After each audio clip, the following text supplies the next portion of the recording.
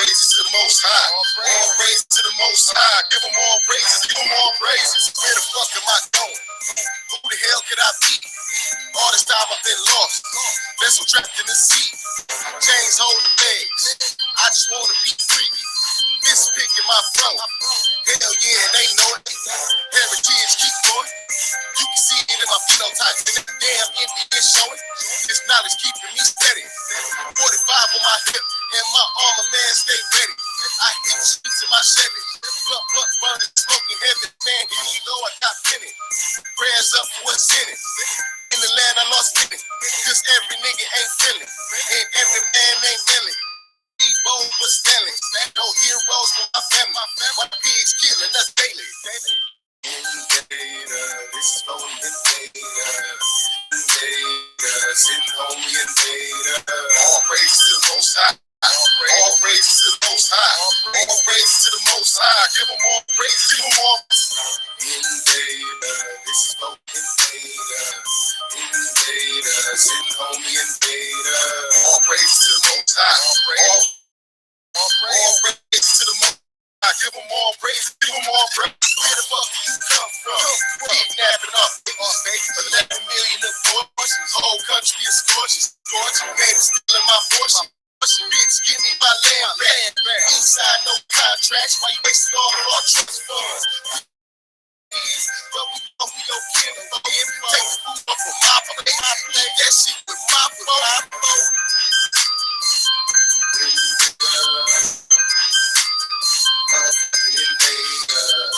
Invader, this is for the invader. Invader, sitting on the invader. All praise to the Most High. All praises to the Most High. All praises to the Most High. Give them all praises. Give them all praises. For the invader. Invader, sitting on the invader. All to the Most High. All praises to the Most High. All praises to the Most High. Give them all praises. Give them all praises. Hey, hey, hey, hey, hey, hey. All praises to the Most High. All praises to the Most High. All praises to the Most High. Give them all praises. Give them all praises. Invader, oh invader. Invader, sitting on the invader. Invader, this is for the invader. Invader, sitting on the invader.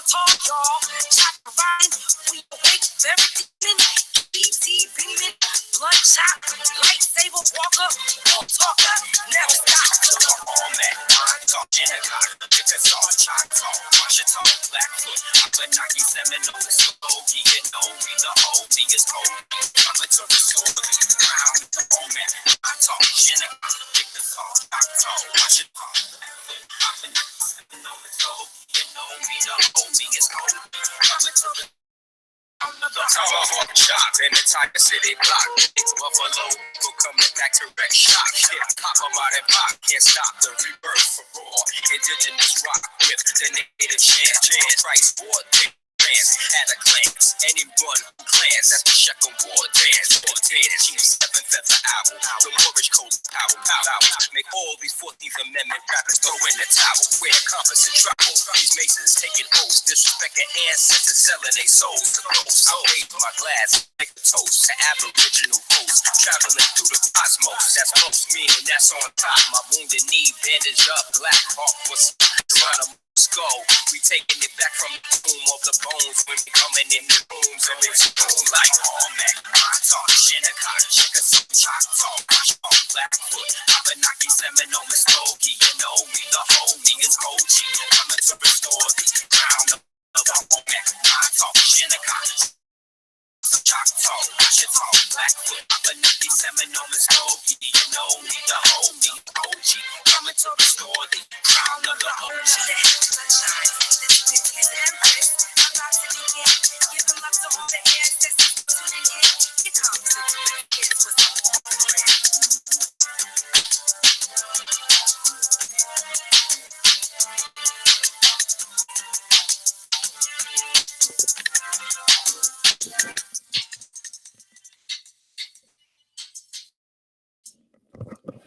Peace, peace, peace.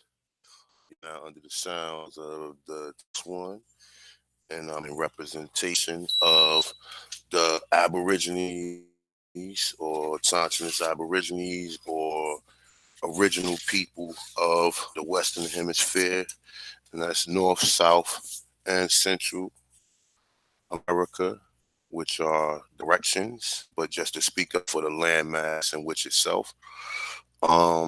Shout out to everybody in the chat room. Shout out to all the touching and indigenous people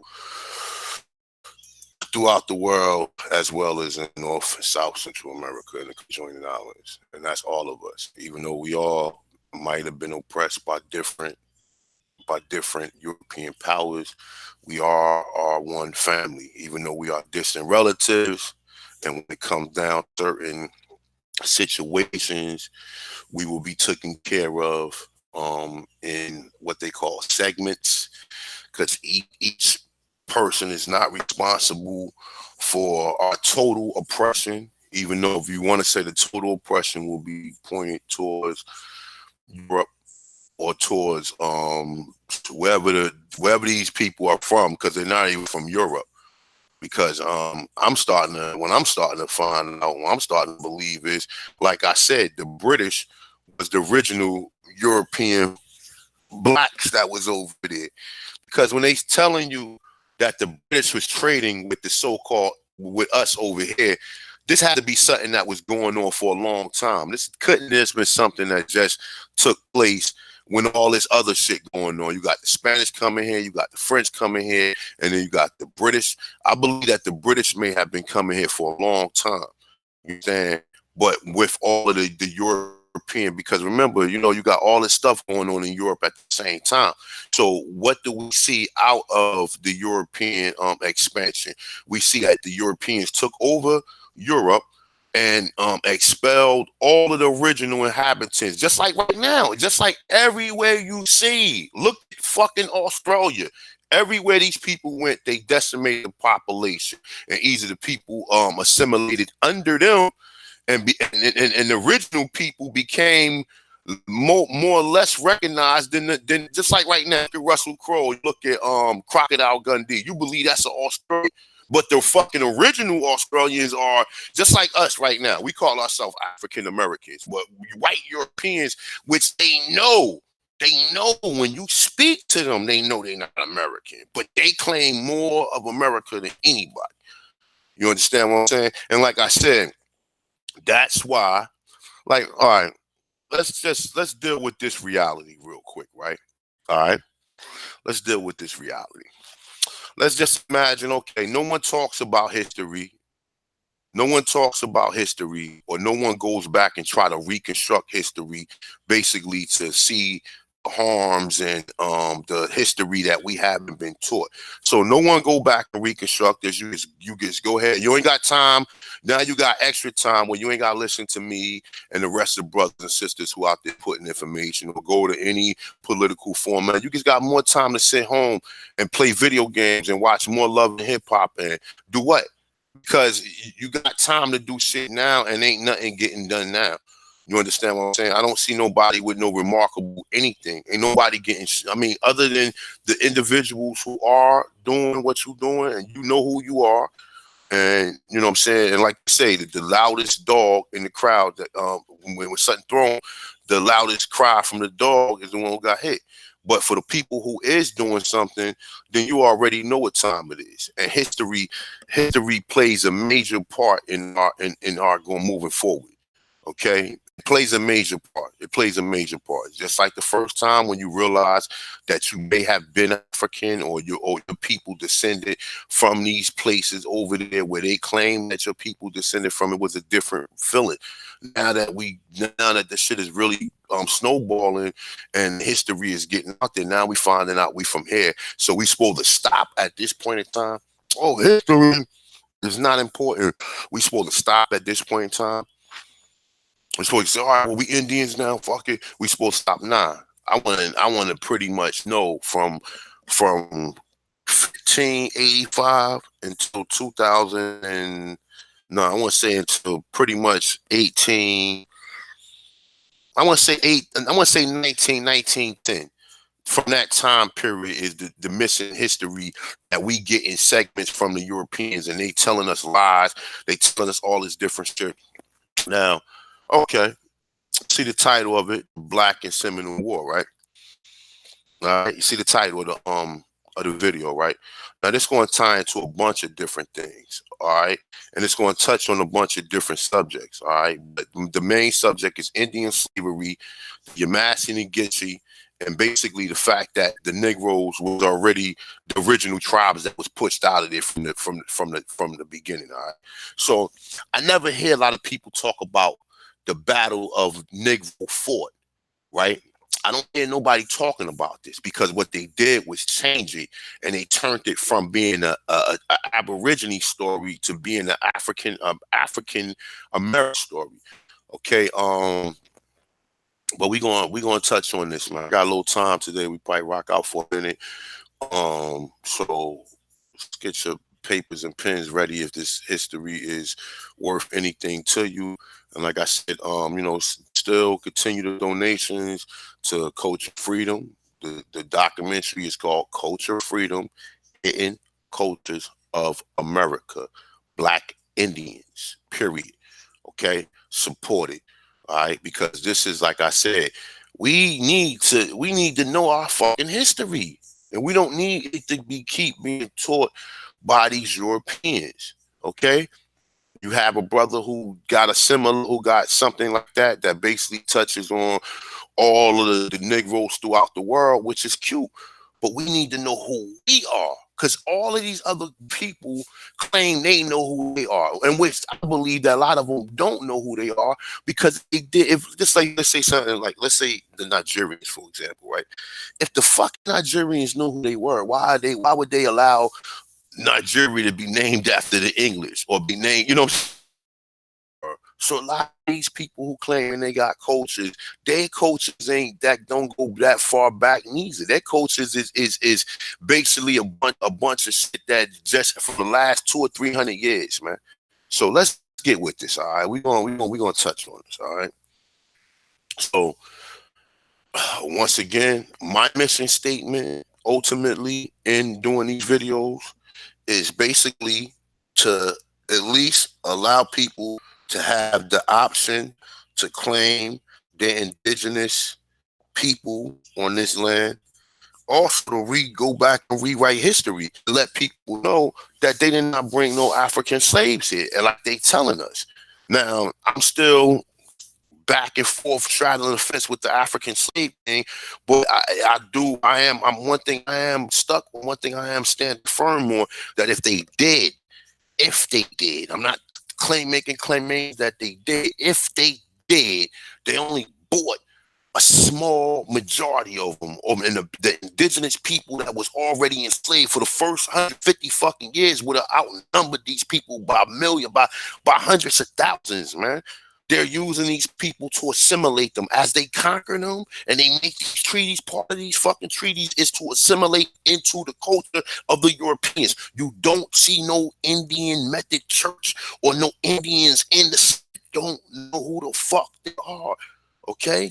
And if you do see Indians, they either mulatto, Negro, or they fucking European. Now we take European out because you're prior to 1585, the first colony that was established by Sir Walter Raleigh, there were no Europeans here. So how can a European claim they should be the first ones that will be denied? But in fact, they want to deny the original Indians. They want to deny you the same way Australia, the same way they doing South, same way. And we at a point in time right now where we are in progress of recommending a redress of grievances for the wrongs that was done. Whether people want to acknowledge it, whether they don't want to acknowledge it, the truth is the truth. And you can't be kumbaya around here with a bunch of immigrants claiming to be a new culture. We just this is the best country in the world. But let's talk what you did to the people prior. Because remember, European domination. Remember, European colonization. Remember, Europeans, their mission statement was to come here and conquer the land. If they telling you the first three presidents or the first, they're always claiming, and they claim these people. They claim Washington, Jefferson, and Jackson. They claim them heavy. And you know these people had slaves? And you know that these people was directly tied to the United States. And they, at that point in time, they was the people who was truly making the call for the United States. Yeah, they had people behind them, but in the same token, they was making the call. When the president was the boss, he was at that point in time, he was making all fucking call. And part of the call was Western expansion. Western expansion meaning that if you are in the way of our Western path, you have to bow down to us or die. That's it. That's it. That's it. There was no other remedies. There was no other remedy. There was no tea. There was tea drinking after. There was, imagine you trying to sip some damn tea with a nigga boot on his neck, on your neck. Imagine you motherfucker laying down on the ground and shit, nigga got his boot on his neck and y'all chilling like, yeah, would you like any tea? Motherfucker off trying to give you tea and you trying to drink the shit off the ground. That ain't no even fucking situation. That ain't no negotiating. You know what I'm saying? And like I said, there was some chiefs who was negotiating. But most of the negotiation, the people was like, nah, we're not doing that, homeboy. Nah, we're not that. And like I said, and it was just a lot of things dealing with that. And like I said, I believe that some of the Black Europeans tried to come here as well. Did too. I believe that happened. And there's a lot of things that we don't fully understand. But like I said, for the most part, let's deal with a lot of these wars. Let's deal with a lot of these situations, because the key to it is this: connecting the fact that they're telling you to enslave Indians, and then most of these Indians, like let's say such is the title or the topic we touching on right now, about to embark upon the Black and Seminole War, right? But in the process of that, we're gonna make some conclusions. We're gonna you know what I'm saying, we're gonna bring you up to speed on certain things that you might not be clear on. So when a motherfucker tell you, oh no, they was bringing Africans in, then you will be clear on how. Now that's impossible. They could not be bringing no Africans in at the same time they warring with these people. They could not be bringing no Africans in at the same time. It's impossible. This doesn't make no sense. It doesn't make no sense. Yeah, they could have been bringing people from the Caribbean. See, I'm thinking that the people that they consider to be Negroes are from the fucking Caribbean, because listen, think of it like this, right? Think of it like this, right? All you have to do is look and see which European country, which African countries was dominated by the Spanish, right? That's number one, right? Now you'll see that, okay, if the Spanish did dominate these so-called African culture countries, then these would be the countries in which you will probably hear the word Negro come out of. Why would all of the fucking countries have the word? The French don't call you Negro. So why would, unless the French did call you Negro? We see we're not 100% clear on that, or whatever, or Neor, or whatever they use the term of what a French term is. But think of it like this, right? All the Europeans are not using the word Negro, right? So that would mean that the Spanish had to go to all these Western African countries and get these people in these Western African countries the name Negro first, and then the English go there and find out that they start calling these people Negro and start bringing, because you have to look at the whole entire history and say to yourself, well, hold up, man. Okay, Negro is not an English word. So why is this word being dominant used upon all of the slave? And why is the English calling you that? You understand? Why is the English going? If the English don't call you Negro. Let's just reservate that. The English don't call you Negro. They go to a country over in Africa where no one speaks Spanish, or there is nobody there that's being called Negro, but yet they bring you back and you being called Negroes here in all of the documents, all around. Because what I'm thinking is this. Well, this is what I'm thinking. That if there was some Africans maybe that was born here, they might have been brought here by the Portuguese or the Spanish. Maybe. Okay, maybe. Other than that, then all of the Negroes that was transported back and forth throughout the Americas came from either South America, the conjoined islands, or North America. Then that's the only that.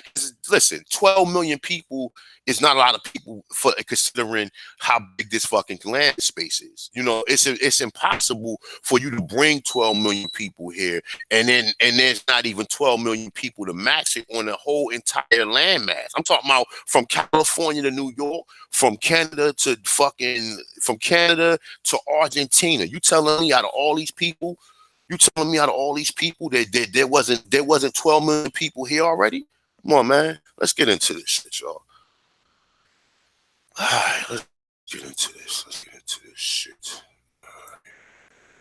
Shout out to you haters too, man. Shout out to you Africans, man, who haven't been in a position, you know what I'm saying, who obviously don't understand shit clearly, all right?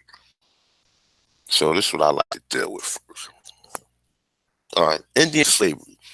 So this is just to let the reader understand when you first. So before we even go into slavery, you don't go into this shit thinking that, oh well, we know it was African slave. Oh yeah, we know it was. Okay, let's connect some dots here. Let's connect some dots, because as you see these Indians being enslaved, you're going to see that the Yemassee and the Tuscarora,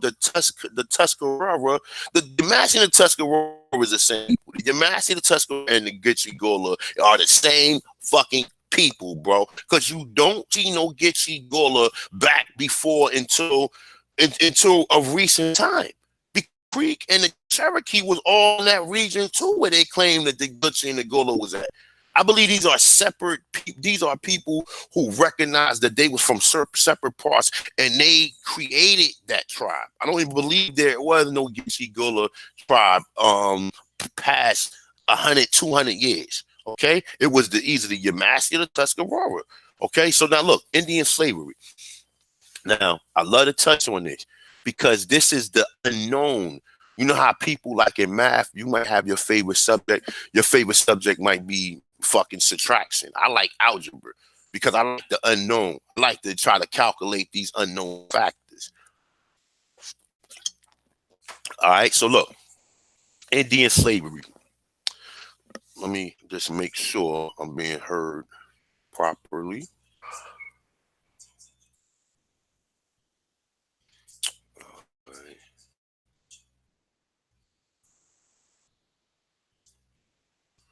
To make sure this is right and exact. Is it press one if you can hear me correctly?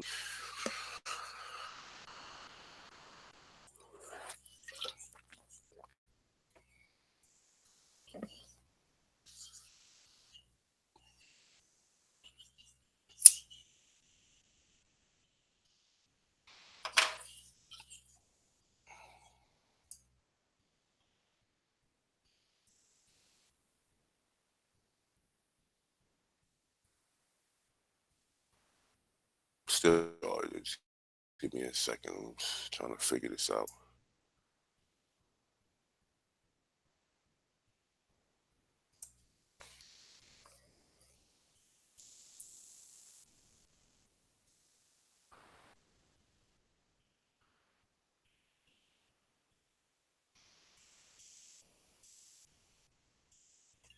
All right, so I'm heard properly. Shout out to that room. Shout out to all the people. And you know what? Look, this 2 weeks ago, I asked somebody to answer the question in the chat room. I think it was Chief. I can't remember your name, brother. Look, please send me another email so I can get the T-shirt out to you as soon as possible. If you're listening or you happen to hear this video, whatever. Shout out. What's up, Ghost? How you doing? Shout out to everybody in the chat room. Shina Miles, Wallace Carroll, Cypher U, Firewater, Copper Color Dragon. You said, no, hold up. What you say, Copper Color? You said the Gitchy, the Ichi, the Uchi, and the Creek. Listen, you're not going to get no arguments out of me on that. Okay. I'm thinking that they always are up in that because, listen, what you're going to see through the is that the Yemassee and the Tuscarora was also on the Ogamechee River. The only reason that they're calling them the Geechee because of the Ogamechee River that runs runs in Georgia, and this is pre Santos.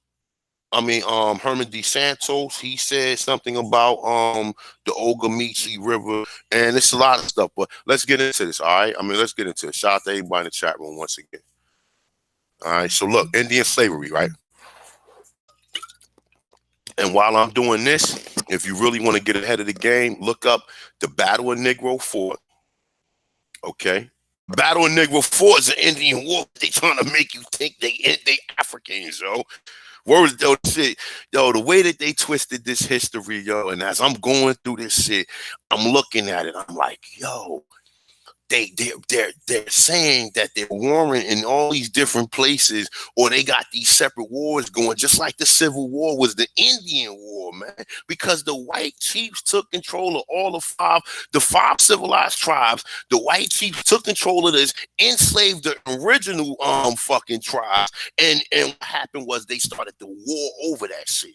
They started the war over that shit because they started enslaving in people who wasn't having it, and that's what started the whole revolutionary. The whole civil fucking war. The Civil War wasn't about North trying to get into the South. It was because the South was losing their grip because the people were starting to rebel, and with these wars, you want to see right now. All right, so look. Indian slavery. Indian slavery is an important part of South Carolina history. Why is it? Hold up. I thought in South Carolina y'all had fucking Africans. And then listen. This is probably a million times saying this. So if it sound something I normally say, just overlook it. But we gotta have some. We gotta have some animation and some, you know what I'm saying, some character with this shit. All right. So Indian slavery is an important part of South Carolina history that many not knowing about. It say not other states has many historical documents that chronicle Native Americans, enslaved people, and slavery as in South Carolina. The historian Lumber, now there goes source. Lumber, we're gonna get to his name. Historian Lumber concludes Indian slaves were most numerous in South Carolina, and the number of Indian slaves exported was larger than those from any other colony. What? Listen, were numerous. Yeah, I got documentation up here that's showing you like let me see something real quick. Where's this article I got up here? I got an article. I believe it's this one right here. No, it's not that one. It might be this one. No, it's not that one. Let me see something. Is it this one? What the hell, man? I can't. I'll find it while we going through. But fuck it. Let's continue. So it's saying a historian, Luber, that's how you spell his name, Lauber, concludes Indian slavery was most numerous in South Carolina. What? So the Charleston, when we hear about Charleston, the only people here reacted to that is motherfucking black people. Okay? And we showed you that the Indian, that, look, listen, the gig is up. It's been up a long time ago. And as we read through this, you're only gonna get more enlightened and more enlightened. Don't let nobody tell you that history is not important, because we was never taught history, or we was never told our story. We was told his story. We was never told his story or our story in the direct format because of Reconstruction and how they hid everything from you. Okay, but when I get to this Negro War, I get to this War 1812, you're gonna see some shit. All right, so check this out, right?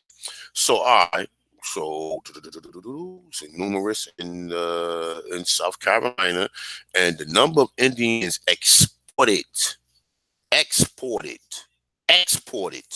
were larger than that from any other colony.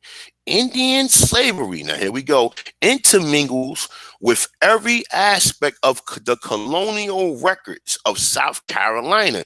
Indian slavery began after the settlers arrived and persisted through the colonies, period. Okay? Telling you that the United States was in direct in control of it. So say knowing about the Indian enslavement is important, impressive, and persistent role in history of South Carolina. And because it affected Native American citizens of the state, Indian slavery contributed to the development of the colonial, economically, agriculturally, politically, and legally. Indian slavery in the colony of South Carolina made a large indelible mark upon the tribal history of the Indians of not only of South Carolina, but the Southeast. Now look, the Southeast is only but so motherfucking big, okay?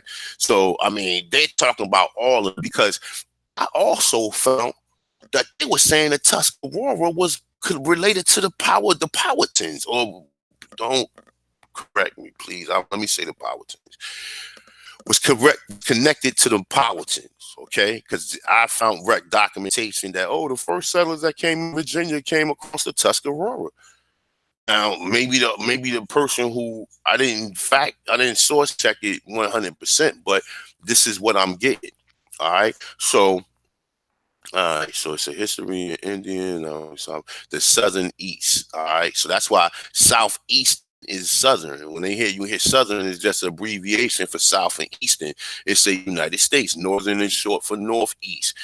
In short, the destiny of many of these Indian tribes of the regions were influenced and determined by Indian affairs, which centered in Charleston. Now, remember something, right? Now, remember this, right? Who, at the end of all this, was the last person with his hands in Indian affairs? Albert Pike. What did Albert Pike go on to do? Create the Freemasons. Also the KKK. So knowing that, do you feel sure about what his involvement was in the fucking, either at this point in time, because I'm also in clearance of this. The Cherokees, white Cherokees, also started the KKK. Also with them, the ones that eventually lost, they also started the KKK along with them, because these secret societies like Elias Bolton people or whatever, they was all part of a secret society as well. Okay, so like I said, this shit gets deep, and I can't keep this shit to myself. You understand what I'm saying? So whatever. All right. So if you don't understand the history, or by now, if you don't understand what they never told you and what they minimized, see, the Indians that they told you to die are these Indians that was enslaved. Okay. See, they told you they died because if you realize they was enslaved, then you will automatically know you're an Indian. Because the numbers, you would start finding stuff. You would start saying, well, damn, hold up, there was more Indian slaves in South Carolina than it was Negroes. What? What are you? No. Hold. And then see, this is what, like in history class, if they ever would bring something up like this, they would try to minimize it. Just like saying that the pyramids in Peru are, oh yeah, the pyramids in Peru are older than the ones in Egypt. Everybody knows that. Oh yeah, all right, next slide. And motherfucker like, ho. Everybody don't know what you mean by that. Oh, the pyramids in Peru was erected before the pyramids in Egypt. And then motherfucker like, what? What? I've been running around here with unks and shit, talking about King Tut and motherfucking Queen Nefertiti and all that shit. And it's a whole history in Peru that sedates that we haven't been taught about, that no one is going back gathering none of this information teaching us about. But niggas talking about some old history. Yeah, history. Yeah, well, we need to know this shit. We need to know. If we're indigenous to this motherfucking land, we need to know this shit. We need to know it because we was taught to look the other way. We was tapped on the left shoulder and we looked fucking right. You understand what I'm saying? Well, we was tapped on the right shoulder and then we looked left. However you want to put it. You understand what I'm saying? But how it go, there's unknowns and there's missing information that we need for us to move forward, man. For us to move forward through any of this shit in life. Okay? Because what you think, life is just about going to work for the white man and then going shopping and going to the movies on the weekend and fucking going to them are all illusions, man. Even though that some of the illusions is satisfaction to the soul, at the end of the day, they're all illusions. The real key to life is to learn shit, so we ain't got to come back to this motherfucker, yo. I don't want to come back to this place. This place hurts to be incarnated sometimes, you know what I'm saying, into these human bodies. You understand what I'm saying? So you need to derive this information so we're knowing we're ahead of the game. Because you still got niggas saying they from West Africa. You still got niggas doing DNA tests faithfully. Even conscious niggas doing DNA tests. Even conscious niggas doing DNA tests. You know, this people who supposed to know better. They didn't bought into the shit. Them 20 commercials look real satisfying and shit. When you see motherfuckers like, oh, you see the lady coming, she's supposed to be some vague looking, like light-skinned black person or whatever, you know what I'm saying? And like I said, I'm light-skinned myself, and I see, but they got a 23andMe commercial where they show, oh, she's this much European and this much, and she's traveling the world, going to all these different places. No. We're not from all them different places. We got rid of the Europeans that came here. That's it. If you do have any African in it, it's a very small amount to where that shit is only going to be genetic factors such as the melanin in your skin, your eye color, and your hair texture, maybe your bone and your height, and maybe different similarities to that. Other than that, there is nothing that's going to tell you with 0.1% that you are from Africa, okay? Have anybody ever seen the old Three Stooges movie, cartoon or series? Now, in the Three Stooges, you have three guys. You got Mo, Larry, and Curly, okay? Which these niggas is idiots, okay? But one thing I do like about it, that they check each other, and they check each other thoroughly, right? They check each other with smacks in the back of the head, with smacks in the head, with pies in the face and shit like that. And this is pretty much how we've been played. We all need a smack in the back of the fucking head. We all need a smack in the back of the head. Like, nigga, didn't you know you were from America? Get your ass out of here, nigga. You ain't no African. Who told you that? Oh, my bad. You've been indoctrinated to think that. Damn. Sorry, my bad for smacking you, man. We know you was programmed to think you was from over there, but we got other brothers these days that's trying to help us unfold this bullshit. Okay? So let's continue. So it's saying Indian affairs in Charleston. We ain't told no Indians, we never was told no motherfucking native. I bet you Yvette Cannell don't know that. When you tell us about some Indians in Charleston, some slaves in Charleston, oh, man, that's my uncle. Oh, shit, that was my grandmother. Oh, shit, did you know that it was Indians? Oh, no, that's not me. Where's the Africans at? Oh, well, they only brought in 2%. So hold up. 2%. Oh, so you're telling me that it was 80% Indians that was enslaved, and it was only 20% of Negroes, which these Negroes was bought from the Caribbean, which they was already telling you since 1637 they was shipping Negroes to the Caribbean. Hold up. And then they was moving people all throughout the Caribbean. So what are you talking about? What Negroes what Africans did they need to bring here in the millions? Because they all wasn't setting up plantations. They all wasn't setting up plantations. What need would the Portuguese need to bring 5 million Africans to Portugal for? For what? For what? What did they accomplish by bringing 5 million Africans there? They're lying. They're lying. What the fuck did they accomplish by bringing them? What was their purpose? Okay. Here they tell you their purpose was to come here and bring here they tell you their purpose was to come here and have them work for you for free, and all the other shit is just pretty much unknown. Oh yeah, they made you, they did all this, but all the other shit is pretty much unknown.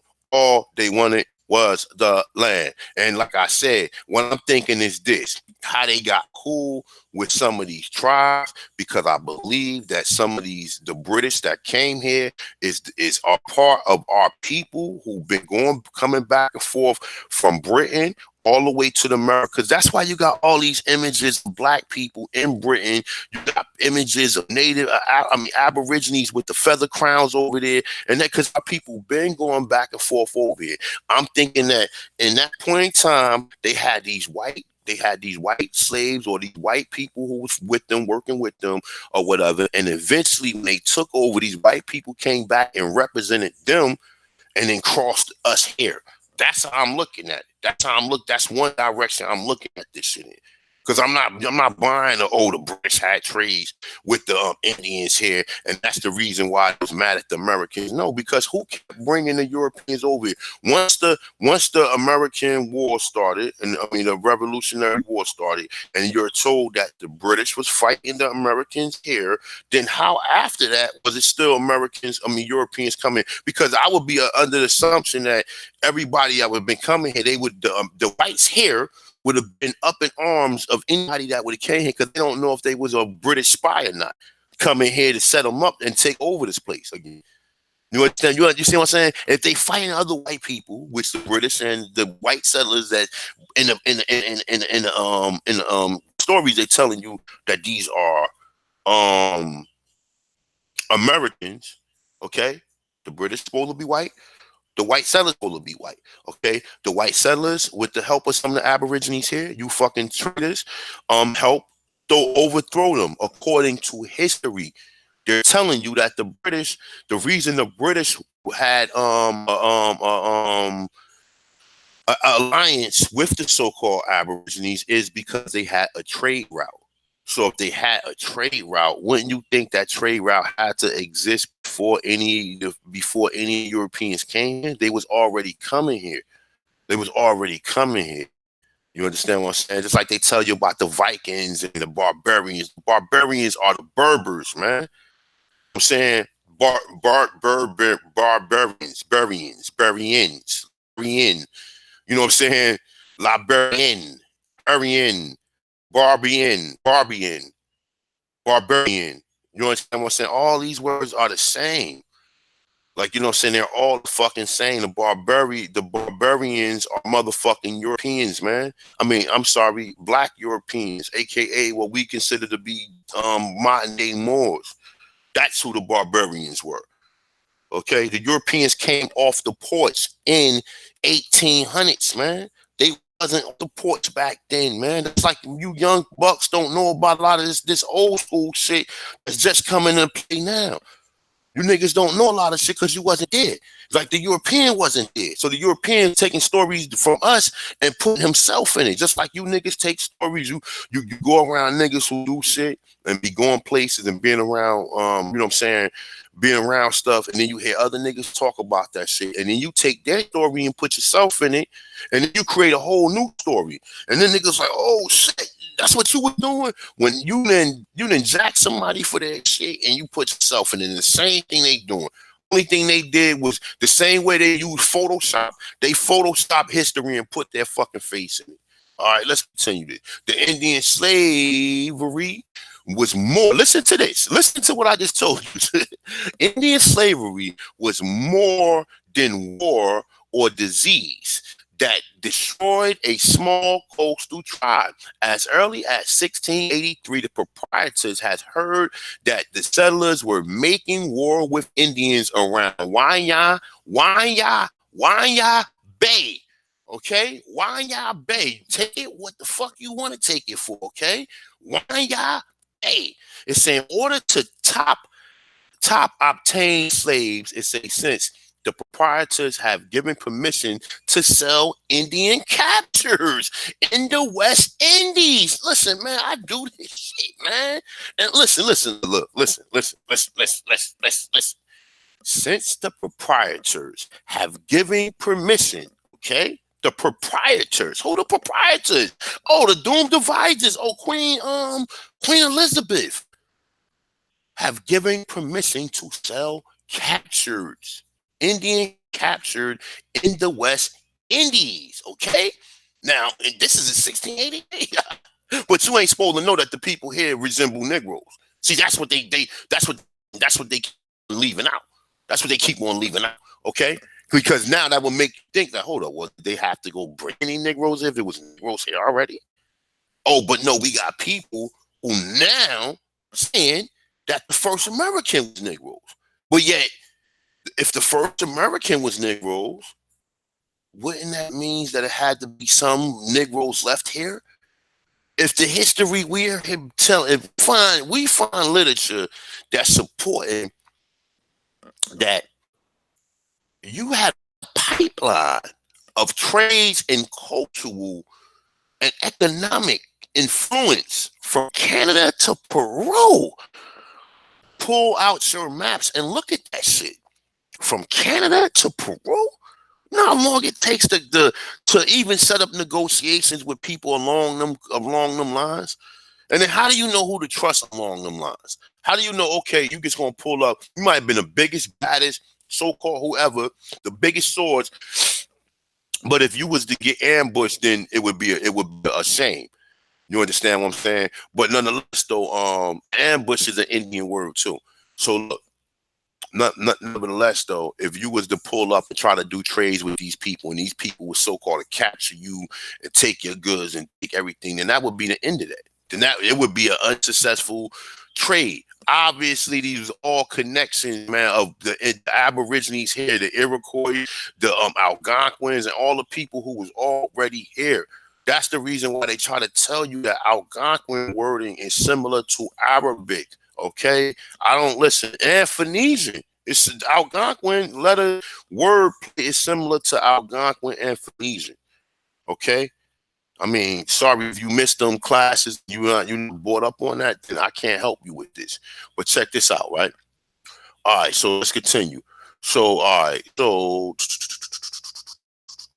where was I at? We was at Mr. Proprietors have given permission to sell Indian captures in the West Indies. The trade in slaves was assimilated, and soon the colonists could not distinguish between Indians taken in war and those acquired in other ways. Huh?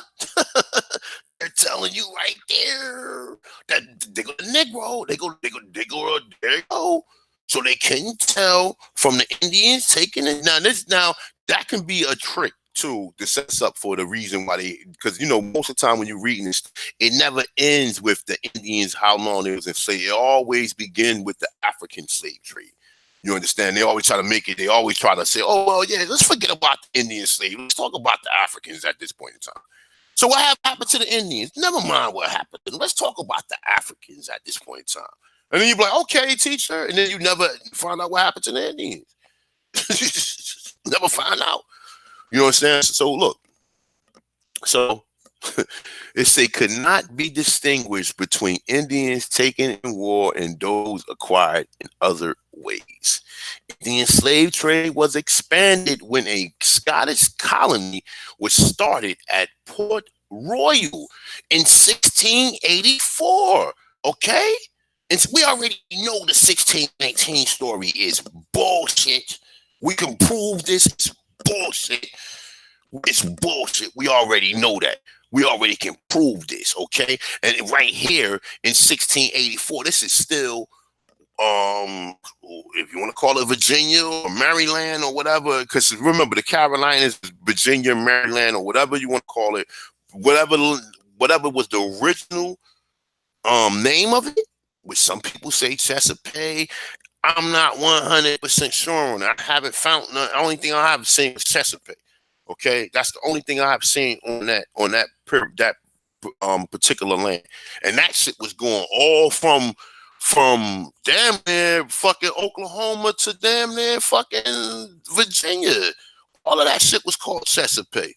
So we already know in 1684 it was not called Charles. It was not called it was not the Carolinas. Okay. Now it say the first law relating solely to slavery was passed in 1691. The law was operative for almost 2 decades. Okay, say the assembly passed the regulation of slaves so comprehensive that it deserved to be called Southern Carolina's first slave code. Okay, it say much of the verbiage for the slave code was borrowed in a large part from Barbados slave code of 1688.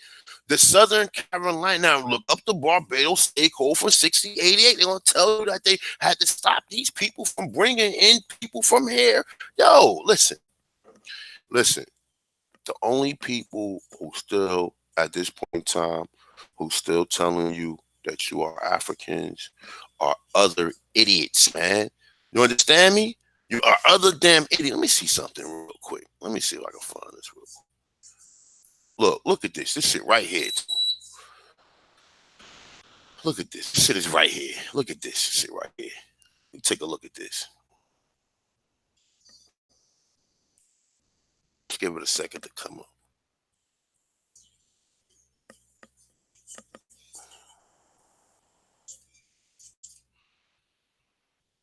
Any day now, computer. Okay, here it go. Any month now, computer.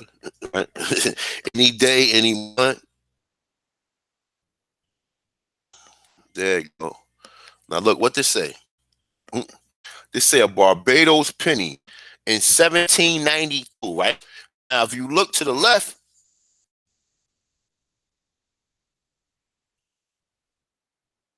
what the fuck do you see? Huh? What do you see? Oh, this is an African. Even though the whole time they telling you that they had to stop Indians from being imported, but they will make you. This. So where did the Negroes come from? That's in Barbados right now. If they were importing, motherfucking Indians from North America to the Barbados, where they came from. Oh, they was, and so we keep getting the same. We keep keeping the same red herring, no matter where we go in America. No matter if we do find Lucy, the oldest bone out of anybody who ever been found here, which they say was a Negro. Listen, the oldest bone out of all the people in the fucking world that was found in America. You know what I'm saying? Resemble the people who are here now who don't know who the hell they from, who think they're from Africa. But now we're being even fucked around even more, because even if you say you was from here, you got people saying, well, you came from Africa at some point in time. Bullshit. Bull, prove that. Prove to me that the people in the Sinhalese Islands been there 60,000 years. That's a fucking myth, because it wasn't nobody here 60,000 years ago. There is no paper trail of 60,000 years ago to tell you when these people left. So these people, somebody a text somebody, say, yo, we leaving, we leaving from Africa today, and we're gonna go to this island up in Seminolese where they got these bananas at, man. They got these motherfucking plums the size of, yeah, we going there now. The fuck out of here, man. They said, like I said, anywhere they find you at, you had to come from Africa, yo. And like they say, Africa is a code word for the word earth too. So you gotta be careful on that. And then, but people, like I said, they don't respond to anything outside of academia. Even though you got people in academia that basically confirming a lot of this shit, they don't respond to it. They don't respond to it. Okay, they don't respond to it. So let's yo, this shit is crazy, yo. You gotta laugh from crying sometime. I'm sorry, y'all. All right. So where was we at? The Barbados Slave Code. So look that up. It say the South Carolina statute defined by Negro, mulatto, and Indian. Now hold up. How did they just throw that word Negro up in there? And they don't give us the word Negro if you haven't introduced African slaves at this point in time. You understand what I mean by what I'm saying? If don't tell us anything about no Negroes, mulattoes, or Indians. The mulatto is the one that's mixed with the Indian, okay? See, what they trying to do is this, man. When you look at this, it say defined by Negroes, mulattoes, and Indians, okay? The Indian is already a Negro, first and foremost. Right? We never called ourselves Indians, but understand this, right? The Indian already is a Negro to begin with, right? But what they're saying is the Negroes that they're particular bringing from South Carolina, from the Caribbean, okay? And what they doing back and forth there, they are classifying them as Negro. And then at some point in time, they just looked and said, well, you know what? All these motherfuckers look alike. Fuck it. Then the Europeans took over and started implementing what they considered a person of melanated hue to be considered, and that was black. You understand what I'm saying? We know that black means bleach, means old pale. So that has a debate within itself. But let's continue, all right? So they say, now look, this is in 1688, okay? We're not told anything about any Africans at this point in time, but yeah, guess what information they care to offer. It says South Carolina statute defined by any Negro, mulatto, or Indian have been bought or sold as such to be slaves. The status will be extended to the children of such fucking persons, okay? Such fucking persons. When we came out of slavery, we knew we was indigenous to this land. That's the reason why they burnt the records of 1800s, and that's the reason why you see the first Jim Crow that was implemented after the fucking Civil War. Because after the Civil War, we was already doing our thing prior to that. We was doing our thing 10 times more than that. And then with oppression, forget even the fact, listen, we got a case for reparations just on the strength of oppression alone, because we had all of the economical advance. It wasn't the Europeans that was bought it. They learned the shit from us. So we had all the shit that the European needed. So we was able to market ourselves a lot better than any of these other Europeans. Okay, yeah, the Europeans had some trinkets such as guns and things like that, which kept them paid. But we knew how. We was a farmer, so we knew how to farm the food. We had control of the food at some point in time. Okay, remember that. Now check this out. It say the colonial records from 1683 to 1699. 17 Indians were mentioned. Undoubtedly, there was more. It say the total of 100 slaves by 1700s is a conservative estimate. By 1703, there was approximately 7,000 persons living in Carolina. It say these estimates do not include or isolate Native American communities who were counted by, but focus on heavily populated area. Now listen to it. Here we go with the African slaves now. It say of whom 3,000 were African slaves. In addition, there was 350 Indian men, 100 men, 150 women, 100 children. It's an Indian constitution. 1/10 of all total number of slaves. Now they saying 1/10, so they saying that's 10% of all numbers of slaves, right? But like I said, they giving you the impression that it was a whole lot more. But this is just pretty much going to just bait us into where we're going with this. All right. So now look, let's continue on reading this. All right. So it's the 1/2 were African slaves. And I say 1/2 was African slaves, additional 1,400 Indian slaves. All right. Now listen, let me tell you like this, right? 1,400 Indian slaves in the 1800s. That's a lot of motherfucking slaves, yo. Don't believe the fucking bullshit, y'all.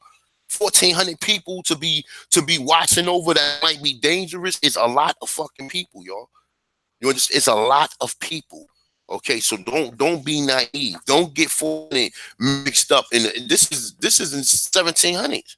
Okay, don't get 1,400 people mixed up like these people was in. Listen, it would be impossible, right, for the Europeans to bring millions of people here and be outnumbered on all their plantations. That's impossible. That's impossible. It's impossible.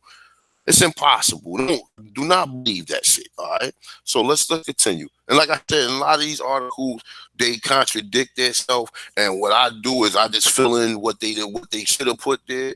And most of the time, and I hope y'all trust my word and trust my studies and my research to believe me in this in any circumstances like this, right? All right, look. But when we read slavery in Cherokee Nation, it says that 2/3 of the people in Charleston in 1785 was Indian slaves. 2/3. 2/3. You know what a third is? 33.3%. Okay, so 2/3 is 66.6%. Okay, all right. So 33.3% will make it 100%. All right. So now look, it said there have been an increase of over 400%. Now listen to this, right?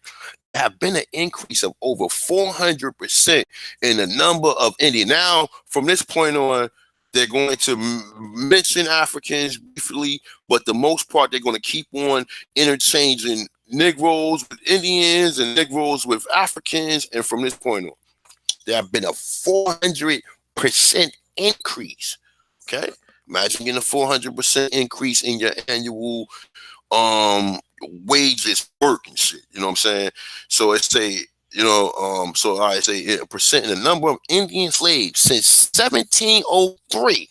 From 1704 to 1708, there is documented 4 bills of sale and 3 wills which involve the minimum of 19 slaves within a period of the number of Indian slaves increased by, look, it said increased by 1,50. It say many changes hands from ready sums of money with no paperwork required. This is partially explained by the fact that the Indians were not as expensive as African slaves. And now listen, listen, let me tell y'all something. We're gonna throw that African because what they saying is not is Negro slaves. All right, what they're talking about the people that they're bringing from the Caribbean. There is no documentation that you're going to find back in the set because they got documentation from the 1700s. I've seen it. And from the 1800s. And nothing says anything about anything African. Nothing. They weren't talking to Africans until after they had to figure out what they was going to do with it. And that's why do you think Andrew Jackson was trying to send us the fucking what's the name? Because we were warming with them. We was warming with them. So they was trying to find a way to send us over to Africa through the American Colonization Society. Okay? Why do you think Andrew Jackson is dying? Listen, if they went through all this trouble to bring you here, right? They're warring with Indians even at this same point in time, right? So why are they still they brought you, they went through all this trouble to bring you here. They warring with Indians all at the same time. And then in 1860, fighting to keep you enslaved. Why would they go through all that if they brought you over here from Africa? You think about this. Let that marinate, okay? They tried to send your ass out of here try to send your ass out of here to a land you never been through the American Colonization Society, okay? When that shit didn't work, because I'm thinking that what they're saying is that a lot of that a lot of so-called freemen, the people who were starting the trouble. They trying to say a lot of the freemen was the people who were starting the trouble. You understand what I'm saying? And they was angering other Indians on or other Aborigines on to do what they was doing. You know what I'm saying? And then in process, they was like, nah, we gotta send these niggas up out of here. We gotta send them somewhere. They was trying to send them over there to Liberia and Sierra Leone. And in process, they rejected it. And this is the reason why we don't know truly what they always tell you about W.D. Du Bois and shit, and how much he hated Garvey or whatever. Maybe he hated Garvey because he knew he was an Indian. You know what I'm saying? I'm not saying that we know some things about W.D. Du Bois is up to speculation or whatever though. But remember, Garvey was working for a secret society too, bro. How's he working? I guarantee you, if we look up what I don't want to look up and see what's the name? Mason group of people or group he belonged to. But if it was a Scottish right, we just found out that Albert Pike has something to do with that. So anything dealing with anything you see Albert Pike name on it, with Sir Francis, with Francis Scott Keys, Andrew Jackson, or any of these other people we see in history, then we know that this shit has to be sent up to the Aborigine head of state and review it. We just can't assume that because you see, hold up, Marcus Garvey was working with these people so they could send us back to Africa. What? But you came in and told us that we was African? Who told you that? And then you part of the same American colonization society in which Andrew Jackson was part of, in which he was trying to send people back over. Come on now. It's like you follow the trail of money. Follow the trail of money. Ain't no English or English people going to go to no Jamaica and let no Jamaican come over there and go to school over in Jamaica and learn all it from them and not use them as an asset, man. Are you out of your fucking mind? They do it all day, every day. It's in this day and age right now. They always, the smallest kid, he is a Negro, always get recruited to these prestigious schools. These prestigious schools are brainwashing institutions, okay? They are brainwashing institutions, okay? They send, who the fuck is this?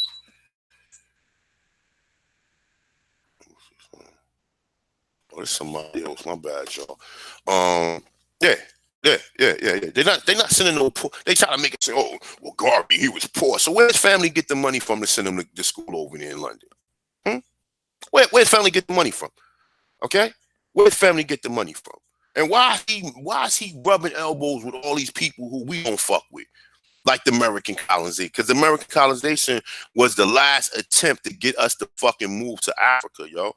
And I don't know what happened as a result to it. Maybe W.D. Du Bois and the rest of the Negroes that was here, maybe they did something good for us by not allowing that shit to go down, because we would be over in Africa right now, probably eating rats and shit. Probably like, yeah, let me get a rat, a stick of rats and shit, or whatever, or monkey meat. And I ain't trying to be funny, but fuck that. That's pretty much what they going. All the motherfuckers eat like that. Okay, we see motherfuckers who just like us sticking their teeth into fucking rat meat. So I don't trust none of that shit. You call it. You see me later. Email me if you want to talk. All right. So boom. So all right. So it's saying, all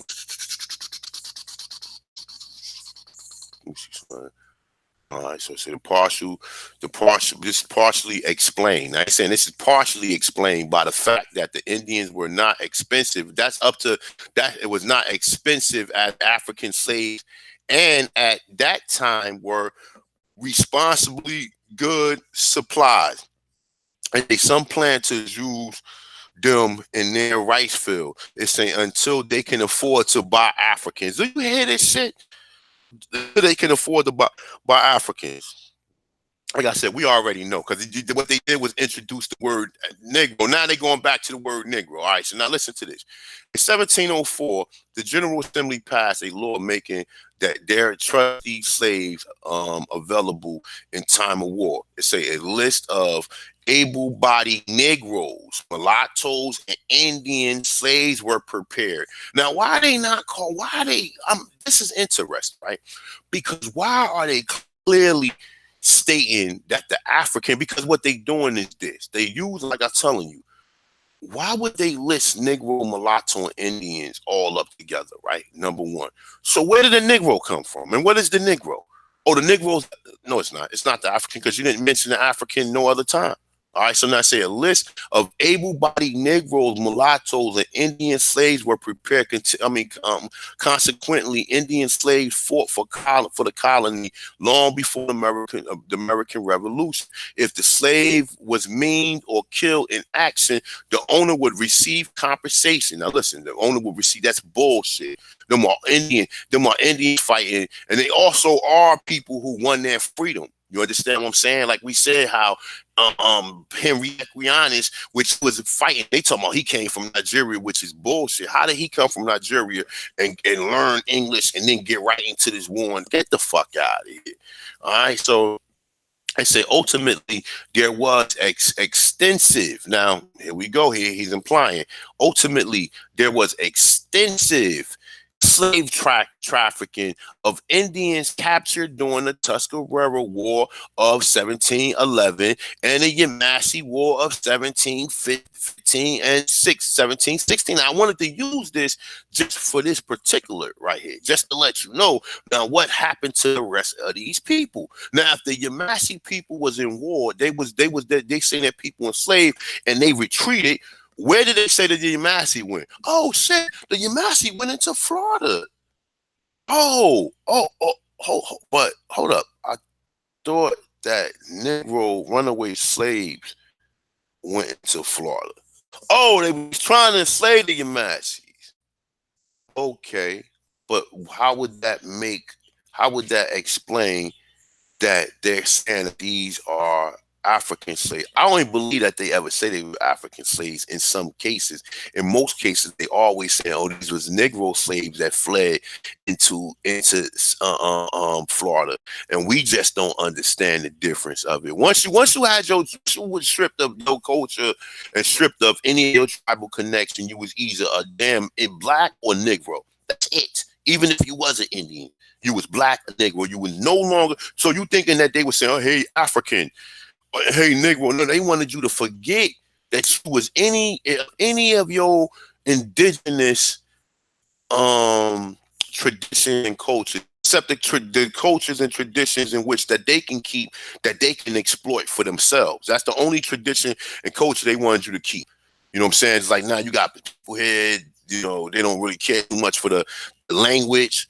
You know what I'm saying? Unless it's some type of sexy language like French or something, they care more about the food and the services that these people can provide, that they actually went there and marketed these marketable trades to these people, which these are the only trades that they had in these countries, in a lot of these countries. So they come here and they be proficient at it because this is the only fucking trade you people been doing for the last 100 fucking years.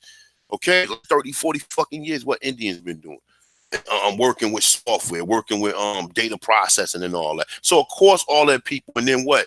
These greasy markets here, they're finding use for that.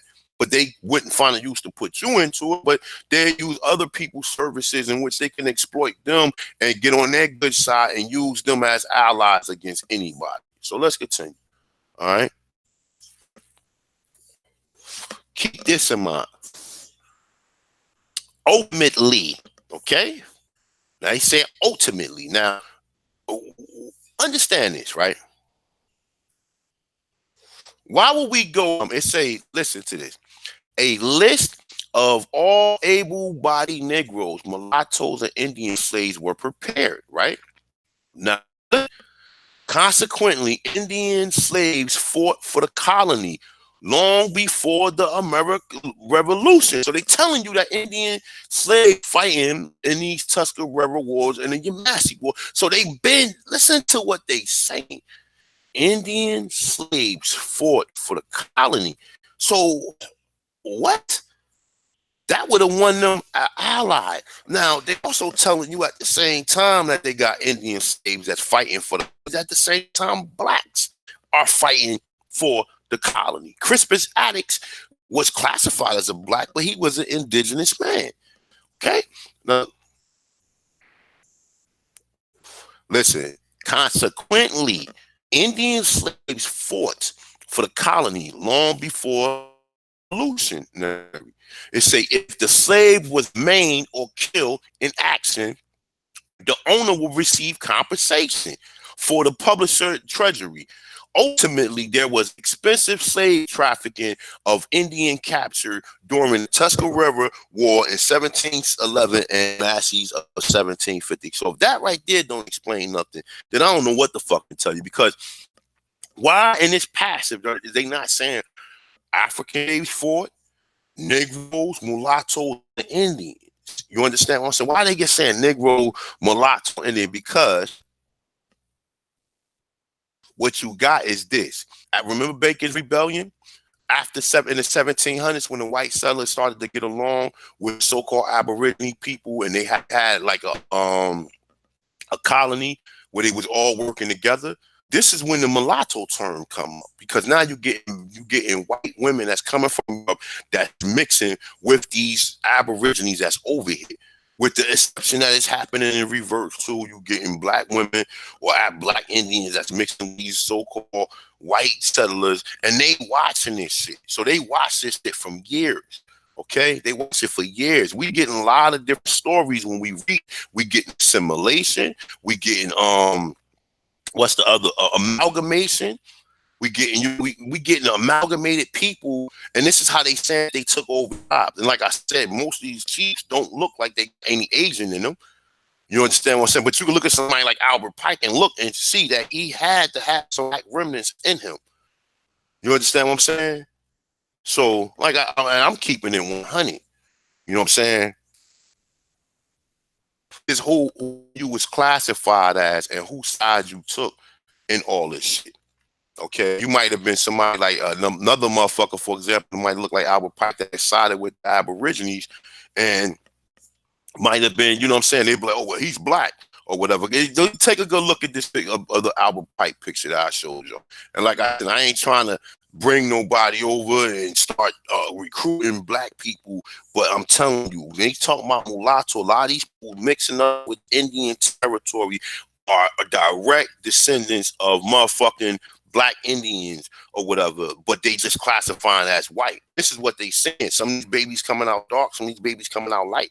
The ones that's coming out light, so now you might enslave your own fucking brother because he was black, or he wasn't classified as a white man.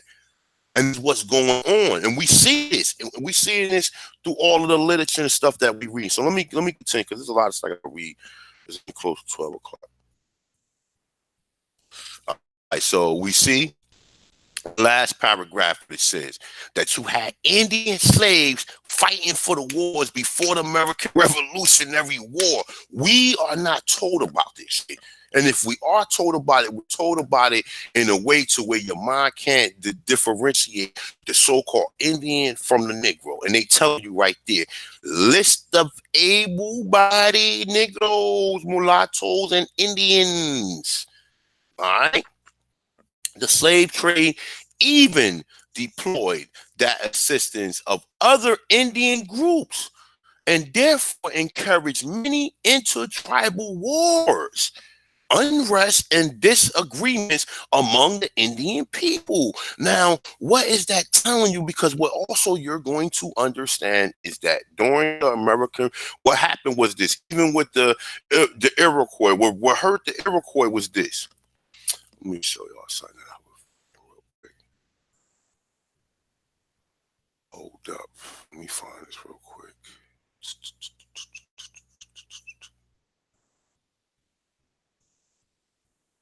I think it's right here. I think it's this one. No, it's not that one. I'll read that one to y'all too. Nope, it's not that one either. This is this. No, that's the one about to get you. Let me see something. All right, so this is the one I'm reading now. Sorry, a bunch of stuff pulled up here. A lot of stuff. If I was to try to read all of this, should have taken me, we'd be going to about 3 o'clock. But I'm trying to find something particular. No, that's not what it needs. Is this it? No, you know what? It might have been this one. It might have been this one. No, it's not that. You know what? I can't find this shit. I had it up somewhere. I cannot find it. Let me get stick to the script, my bad, y'all. All right, I couldn't find it, but it's telling you that during the American Revolutionary War, right, the Iroquois, some of them chose to fight with the British. Some of them chose to fight with the Americans. Some of them chose to fight neutral. In that process, they all three of these different opinions formed and basically made them split up as a group. Because after you fighting with so now you fighting against your own brothers against the British. So you, somebody who you fighting against, you know this man. But these are as a result of what they get say right here. It say the slave trade even deployed the assistance of other Indian groups and therefore encourage many intertribal wars. Remember that, intertribal wars, divide and conquer. Okay, interestingly enough, the European colonial power recognized the diplomatic potential of the Indian slave. Sometimes the country returned Indian slaves to their respective. Now listen, this is the bullshit right here. Right? It says sometimes the country returned the Indian slaves to their respective tribes to gain peace. Now this is when you get when you white people coming in with the assistance of the United States, giving them trinkets, or you know what I'm saying, or he the big man on campus because he able to provide and do the stuff that the other Aborigines can't provide. So therefore you vote this white guy in, and before you know it, he sell your land to the United States. Check it out. So it's a friendship and military alliances. The British practiced this along with the French and the Spanish, although some historians kind of Indian slavery. Now listen, it's saying although some historians contend that the Indian slavery dwindled after the Yemassee War. Now listen, I just told you they was in the Yemassee. Where did they tell you the Yemassee went? The Yemassee went into Florida and became motherfucking Seminoles. Okay. Now the Seminoles came back to South Carolina and became the Gitche and the Gullah tribes. Okay. Even though that we do know that they was calling that land the Ogeechee River. You understand? They called that part Ogeechee. They said that the Yemassee was living on that land where the Ogeechee was at. Ain't even mentioning at first that the Gitche Gullah. They saying that the Gitche Gullah may have came from the Ogeechee, which no, that's not where they came from. I mean, I don't believe that from my research, but let's continue, okay? All right, so look, it's saying, although some historians contend that Indian slavery dwindled after the Yemassee War, but quite the opposite is true. The more Indians to be enslaved and their labor was in demand. There was an estimate of more than 2,000 Indians enslaved in South Carolina in 1724. Now listen to this, right? Now listen to what he's giving you. There was more Indian slaves and their labor in demand. This is in 1724. Why? Okay, so if it was more Indian slaves and their labor to be demand, why are you still claiming that you brought Africans here? Or you bring it, because what you're doing is you're sending the hostile Indians to you're sending the hostile Negroes to the West Indies. If you bring them back, if they survive, because some of them didn't survive. Some of them went out there and continued revolts and either got killed. I mean, and eventually got killed. You know what I'm saying? As a result to the because when you see a lot of these so-called I was watching real quick. I was watching this documentary and they never showed this shit again, yo. I seen this shit one time when I was kind of woke but sleep at the same time. And it was pretty much telling you of how it was saying that how these tribes were selling other tribes into slavery, right? So they said eventually that tribe got captured by another tribe and they were sold into slavery and sent to the Caribbean. And they went out to the Caribbean, and between him and the other, I believe they was say it was a king, and it was a king, and it was a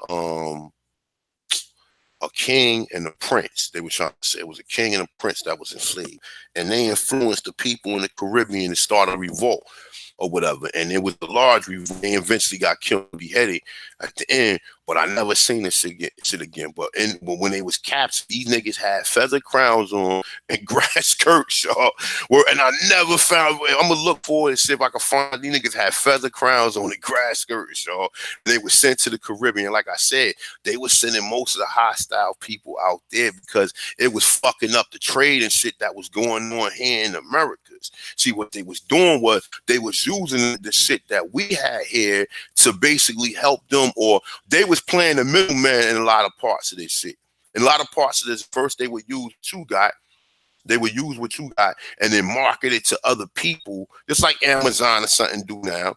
They will market. So let's say you had these certain fruits or you had these herbs that could be dried, or we showed you how to do certain things or how to preserve certain meats and shit like that. Then they use that shit, and then they was able to sell it to other Europeans, and then they would come back, and eventually what they would do is they would, we'll be taking everything. And in the process, we taking everything and we taking you.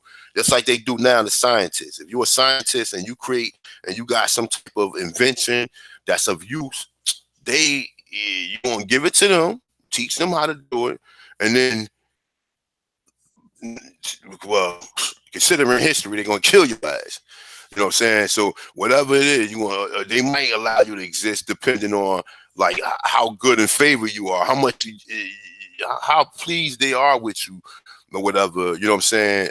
Or if you one of them, or if you prove to them you one of them, or you just like them, then they will keep you alive, or whatever. But if you prove that you not like, and it's pretty much tied to a lot of this shit. Pretty much tied to a lot of these Negroes and how they sell other Negroes out, and how, even like when you see, and I know I'll be jumping topic to topic sometime, but all of this shit is kind of related, man.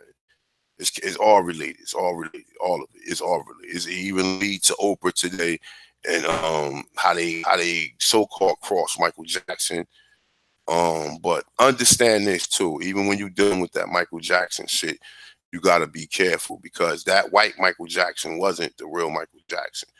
If you believe that nigga had vitiligo and that shit spread through his whole fucking body like that fast or whatever, you are a fucking fool.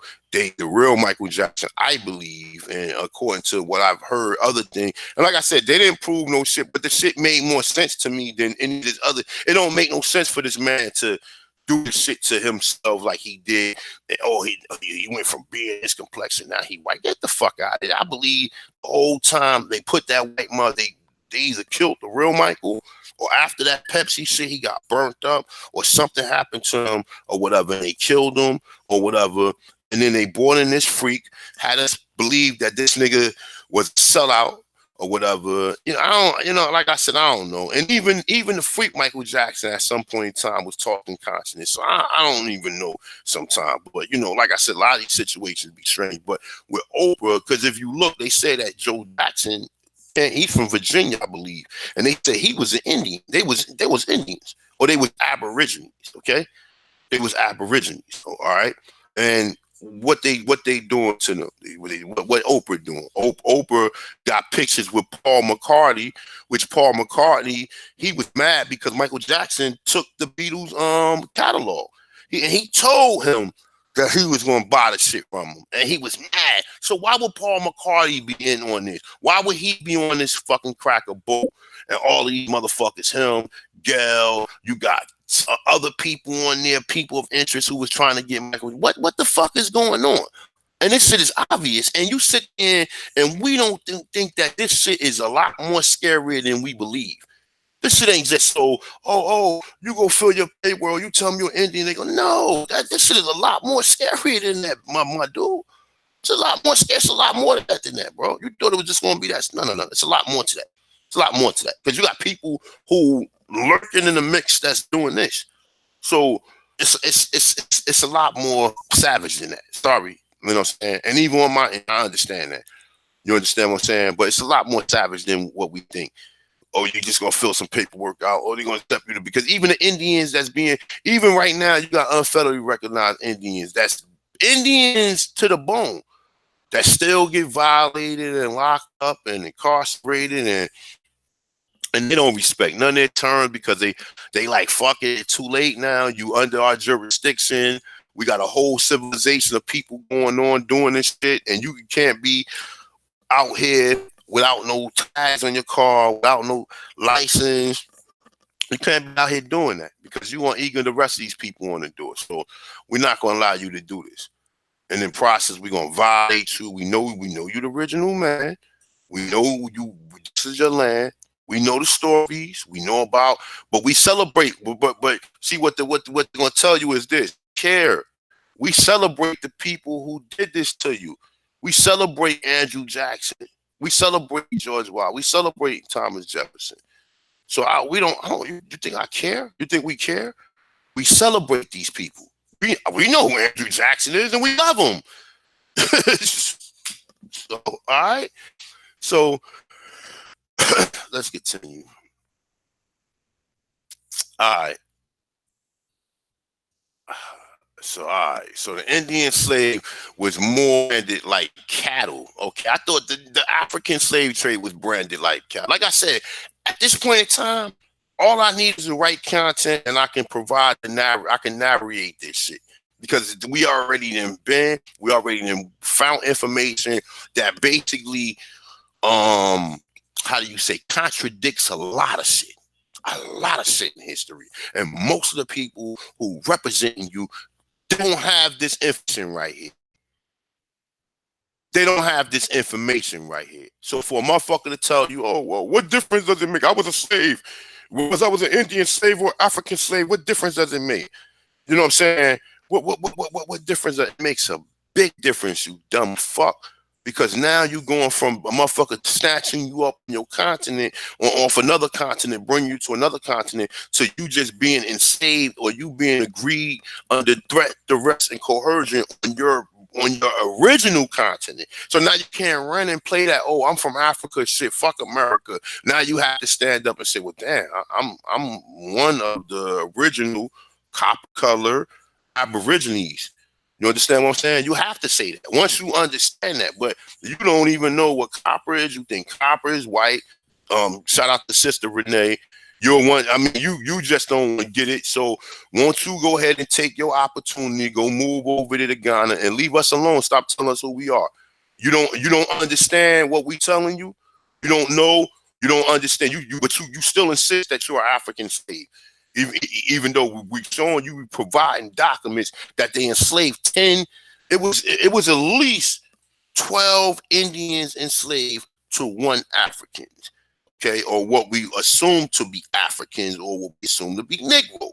But we have problems with this. We have maps of Virginia, from Patagonia, Peru, West Indies, with black people on it before any so-called slave trade, or even at the same time, because these regions was unconquered, man. I think John Oberle and John Furr, I think they was missionaries. I think they was sent out there to basically go and meet these people and go live around amongst these civilization and come back and paint images of what they seen when they got back. You understand what I'm saying? That's what I'm assuming. Arnoldus Montanez and these people too. These people came here who wrote about this stuff. I'm thinking that they might have been some type of missionaries that came and went back and reported to either the king or queen of the Portugal and Spain and everything. All right, so let's continue. All right. So now look, it's saying Indian slaves was branded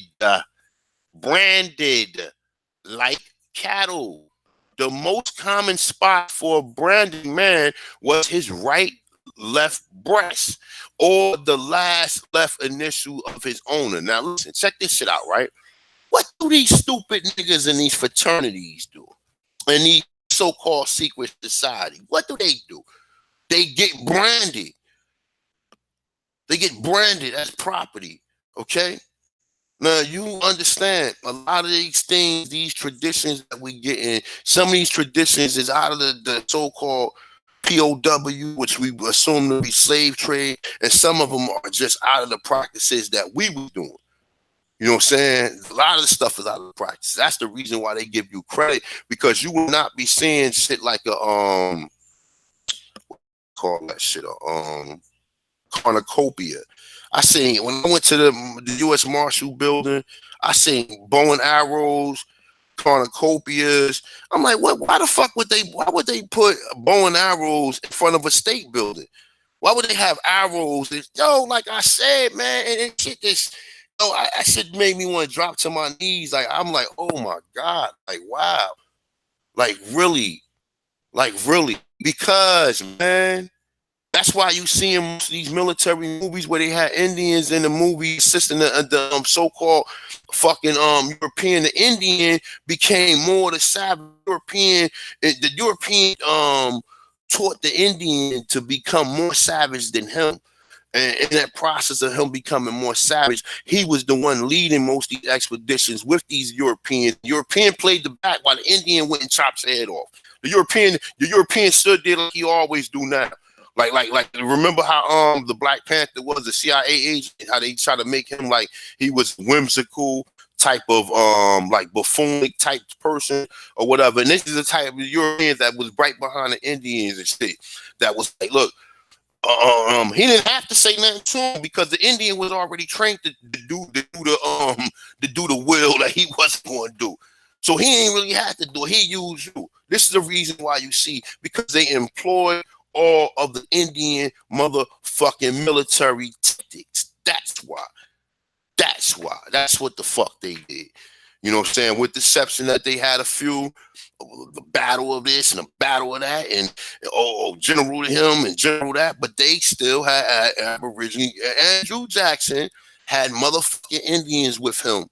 That's why they was able to track down the people and track down the Seminole and do what they did to him. Because he had other Indian trackers with him and traders. He had to. He couldn't bring no Europeans didn't know. Listen, you're not going into no fucking Florida, into the Gulf of Florida. It's alligators and all types of shit in there, big. Really, you see how Florida Keys look now? Google Florida Keys now, and you will see. And remember, oh my god, man, how many times do I tell you guys this shit, man? Let me show y'all something, man.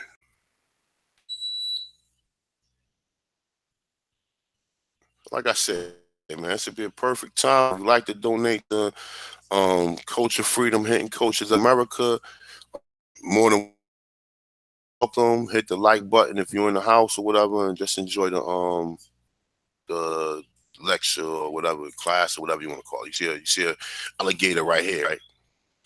Now look, remember the Caribbean, the South Carolina and shit. That shit go out to the damn Caribbean, man. Hold up. I got another picture up here. Let me find it. Let me find it. And that basically is the coat of armor Jamaica, right? Now look. You ask yourself why the Seminoles was able to go to the Florida Keys. All right. Without anybody, listen, put like this. Is anybody in the room that live in Florida that you know where the fucking Florida Keys is at? You see this? America. Do you see this shit, man? These are the Spanish visiting Florida, okay? These are Spanish visiting Florida. Do you see this shit, my dude? She don't have a pic. And this is, you see what she has in her hand? What I was telling you that you find in the fucking, what's the name, that you find on the building in the U.S. Marshals, the cornucopia. You see this thing right here? I don't know if y'all see this, but you see pumpkins and you see different fruits and vegetables and all this shit coming out of it. See this?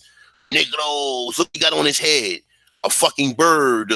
What did what's the name say? They wear birds and shit hang off of them on their head and everything, bro.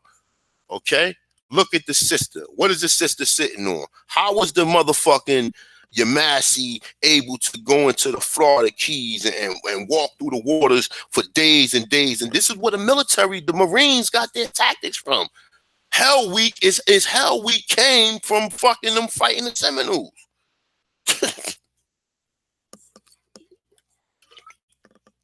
Anybody who a Marine, do you understand? Hell Week came from them going inside the Florida Keys, fighting the Seminoles, motherfucker. What do you think? Hell, where do you think this came from? Hell Week is the week motherfucker got to stand in water for almost, I don't know if it's every day or whatever, but they got to stand in water for a period of time.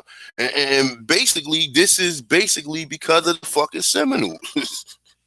But this is Florida, man. Let's stop playing.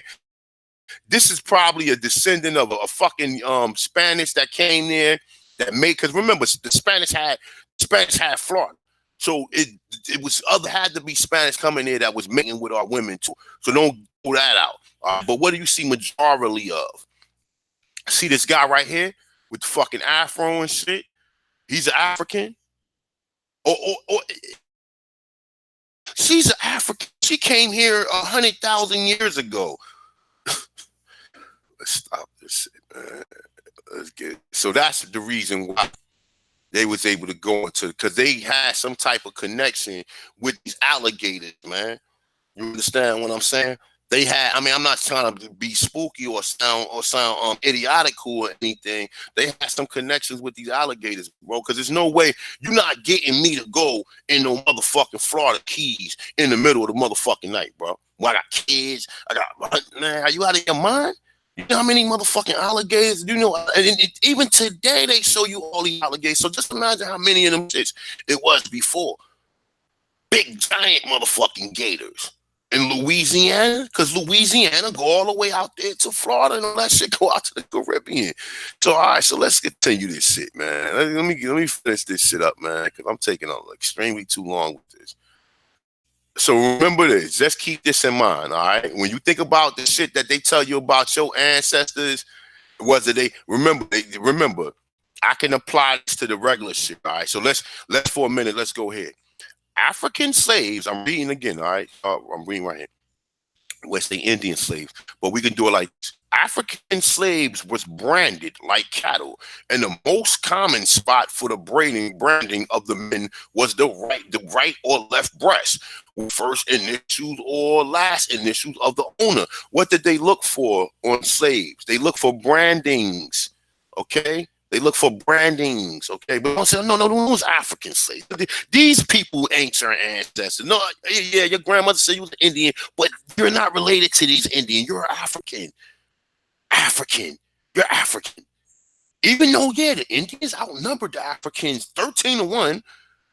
13-1. Oh, but the Africans somehow found another African person to mate with, and then they found another African person to mate with, and they separated themselves. So the Indians, but they tell you the intermixing and all this other shit, but it's all fabricated to make you think that the intermixing of these Indians was, in some cases, were with white people, and in other cases was mixing you back with your own mulatto people. That's why they always give you these descriptions of Indians or light or whatever, because these are Indians that they created. Original Freeman Indians and these other Indians who have been reclassified. You know what I'm saying? Like I said, man, yo, listen, we gonna go in on this. I'm gonna rock out about another hour, all right? But look, in the War of 1834, okay? No, 1838. Why do you think they was warring in 1838, B? Because this is during the Trail of Tears, and a lot of motherfuckers like, yo, I'm not going nowhere, my dude. Oh, nah, B, I'm not going nowhere. You know, motherfucker knocking on your door, you get the memo, gotta leave. Motherfucker like, what? All right, stay here. And then probably went and got his hammer and probably shot the motherfucker at the door, like, all right, it's on. And then the war started. But check this shit out. We're gonna get into this. Watch this. All right, so so now look, the slave code, what? The slave codes of 1740 was dealing with Indians? I thought they was dealing with Africans. I thought they was dealing with Africans. That's what I was told my whole life. Let's check this out. The slave code of 1740, yo. Yo, this, like I said, I cannot let this shit go, because the more I read, the more I find out more of this shit, the more I'm finding out more history and more history and more history. I don't want to know about King Akhenaten. I don't want to know about them no more. I don't want to know about them no more. This is what I do for my leisure time. You know, you got people saying, oh, what do you do for history? What else? All right, I can lift 400 pounds. I'm working on a master's degree.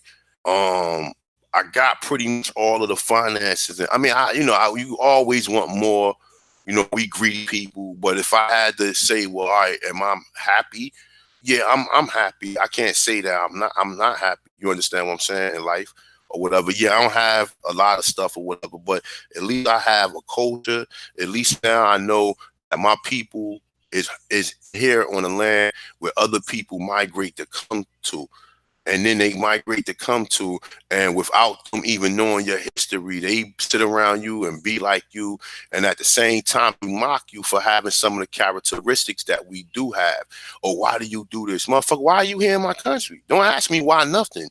Ask me why are you here in a country that was overthrown by white settlers that they tell you they came here and took the land and enslaved the people or made, and not if they didn't. Assimilation is slavery, motherfucker.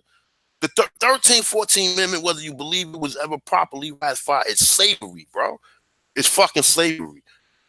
So assimilation is slavery, nigga. If I come in your motherfucking, if I come in your house and make you assimilate under my motherfucking rule and you don't want to, what the fuck is that? Anything you do that you don't want to do is you don't have no control over yourself. Okay? So understand that, all right? So look, with this. So Slave Code 1740 was determined the legal destiny of slaves were to endure the end of the 18th century. Okay, we're going in the 18th century and we still got Indians, but they're going to keep the Indian number low so you don't never be able to really be able to have a real calculation of just what's going on here. Okay, it say this code dated May 10th, 1740, defines slaves as chattel property, thereby abandoning the definition of slave continued since 1696. Slavery thus based upon this law and its comprehensive definition and not upon customs as it was in the past. Children of the slaves were to follow the conditions of the mother. This was the most no, I'm sorry, hold up. Sorry. I'm bugging. Yeah, all right. It's all right. This was the most comprehensive slave code colonial period. It regulated the slaves from the cradle to the grave. It say after the enactment of the 1740 slave code, Indians, descendants of Indians were regarded as free Indians or free persons of color in amenity with, man.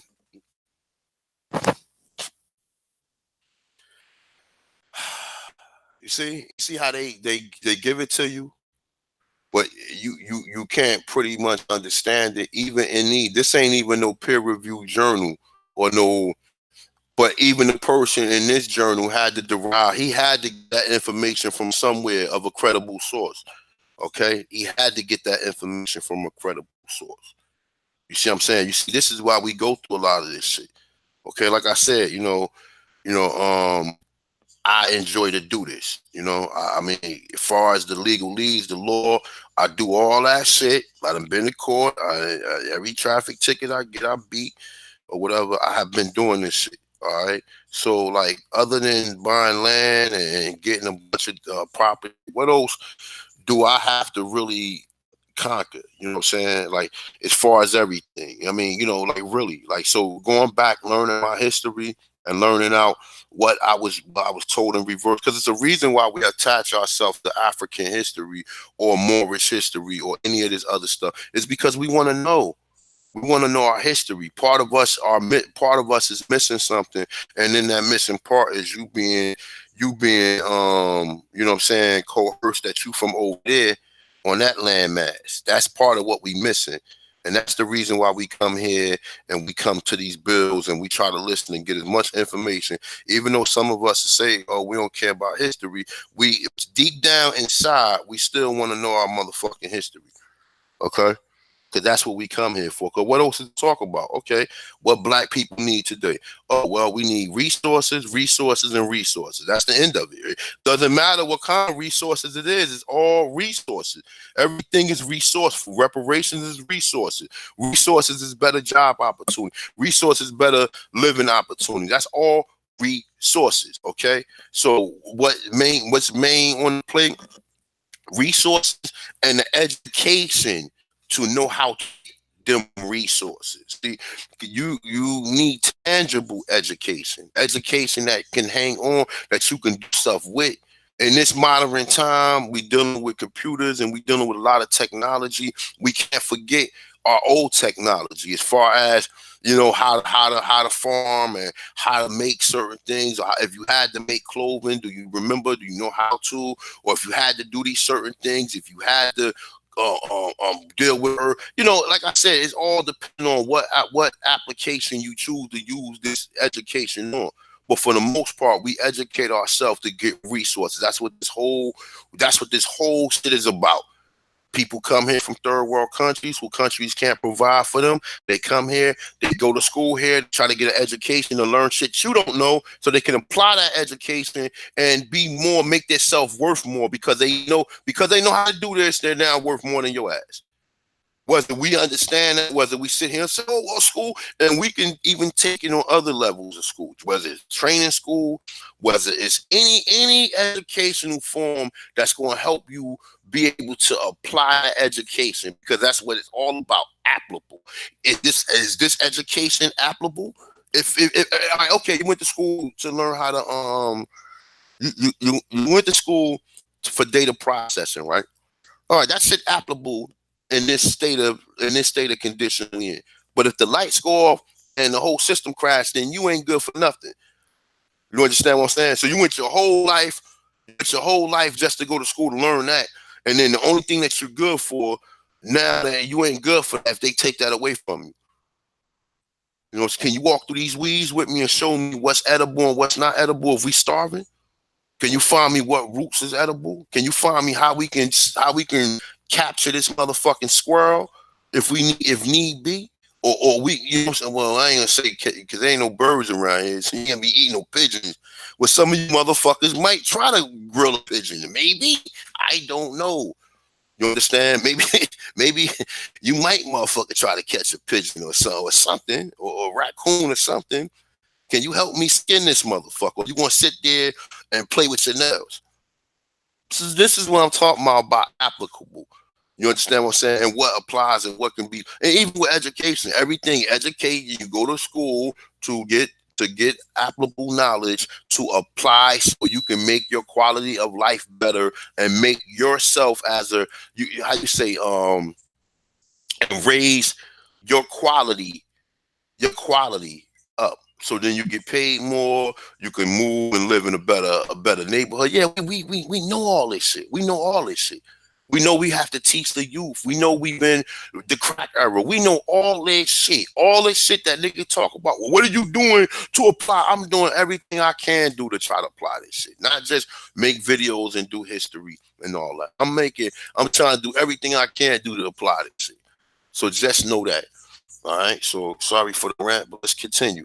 All right, so it say this now. Listen, be for real. Have you ever heard? Because it's like everything they got for the Negroes, they got for the Indians. The Civil War was to free the Negroes, but it also was to free the Negroes that was enslaved by the so-called Indians. But they're telling you that these Indians, the freemen, was the original Indian. So what do I know? The fuck do I know? I don't know nothing because all of this shit is coded. All of this shit, man, is Freemason. All of this shit is Freemasoned out, and you have to catch what relates to you. That's why I read certain things I discard of, and certain things I keep. You understand what I'm saying? For real, certain things I discard, certain things I keep. You know what I'm saying? But just understand this, bro. You are not no African. You are indigenous to this land. They was enslaving, and all these places, Charlestown, Juneteenth. These are all fucking Indians. Crispus Attucks a fucking Indian. All of these people are fucking Indian, and then when you find out they Indians, you have no relation to them because you only intrigued by the so-called the Negro side, which you think is an African, but we don't do nothing like Africans do. The Gitche Gullah, how the fuck they gonna tell you the Gitche Gullah is of African descent when there was the Yemassees that was chased? The Yemassees and the Tuscarora that lost the war, that went to the Florida Keys and mixed with the fucking Seminoles, and then came back as a Gitche Gullah. And they gonna tell you after all that time they in there in the Florida Keys. So obviously Florida and all that must have African or must remember what they said when we was reading this shit. It was saying that Africa and West End, and they were saying America, Native, they were saying Native American culture and West African culture is similar. Why is that? Because they came from here. Because they came from here and they trying to they got you thinking we got enough evidence to prove that you was enslaving people here first and sending them over there. But don't try to exaggerate the numbers of it and make the numbers of it. Oh, you shit more. And they telling you even in this, they ship more people from South Carolina than they brought people in, man. Come on now. Stop the bullshit. All right, let's continue this shit, man. All right. So I was right here. Children of the Slave Code. Now, they talking about Indians. They ain't talking about no African. Children of the Slave Code was to follow the condition of the mother. This was the most comprehensive slave code of colonial period. It regulated slave from the cradle to the grave. It enacted the 1740 Slave Code. Indians and descendants of Indians were regarded as free Indians or free person of color in immunity with the government until the contrary could be shown to differentiate the difference between enslaved. What the fuck?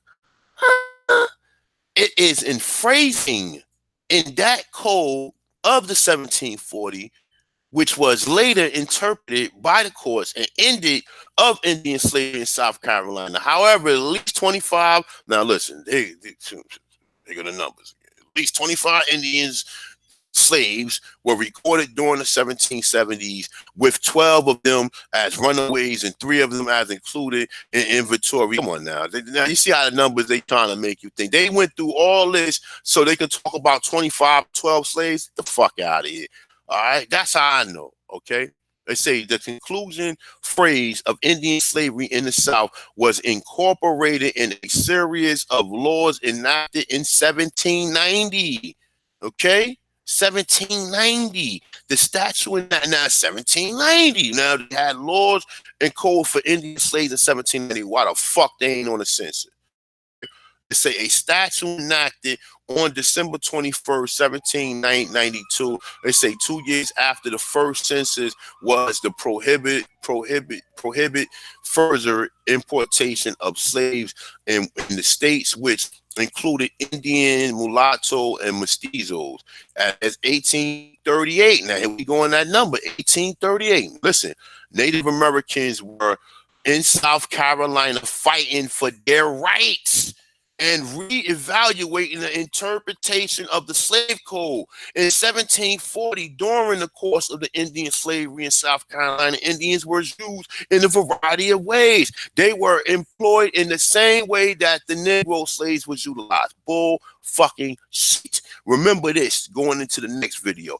As late as 1838, Native Americans were in South Carolina fighting for their rights. Remember, into the next fucking page. If I can find it, hold up. I think it was this one. No, it wasn't that one. It was this one, all right. Now this is called Rebellion, all right. This is 1835 to 1838, okay. All right, it say the rebellion the country tried to forget.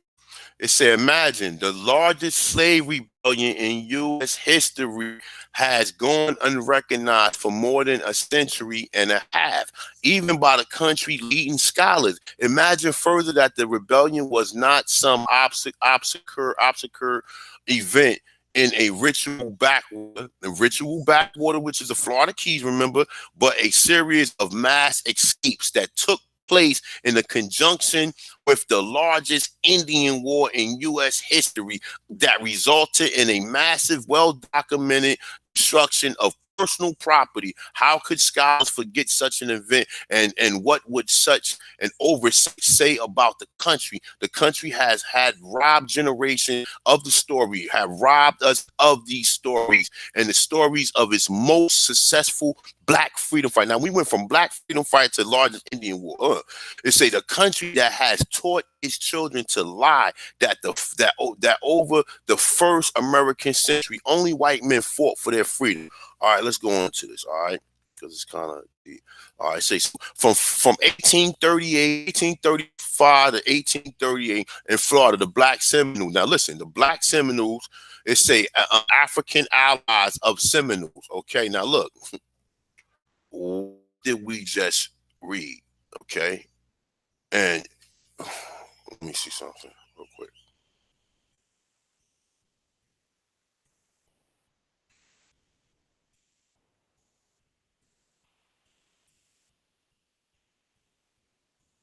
Hold up for a second, people.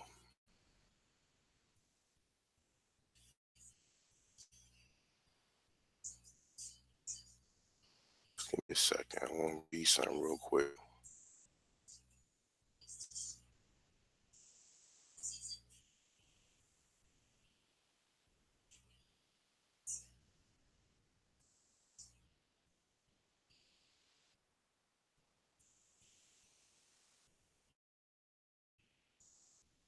All right. This will give you a brief history. All right. The basically the Yamassees real quick. I'm gonna read a little bit of this and I'm gonna go back into the other article. All right. So 1570, Spanish explorers established missions in the Yemassee territory. The Yemassee were later included in the missions of Gullah.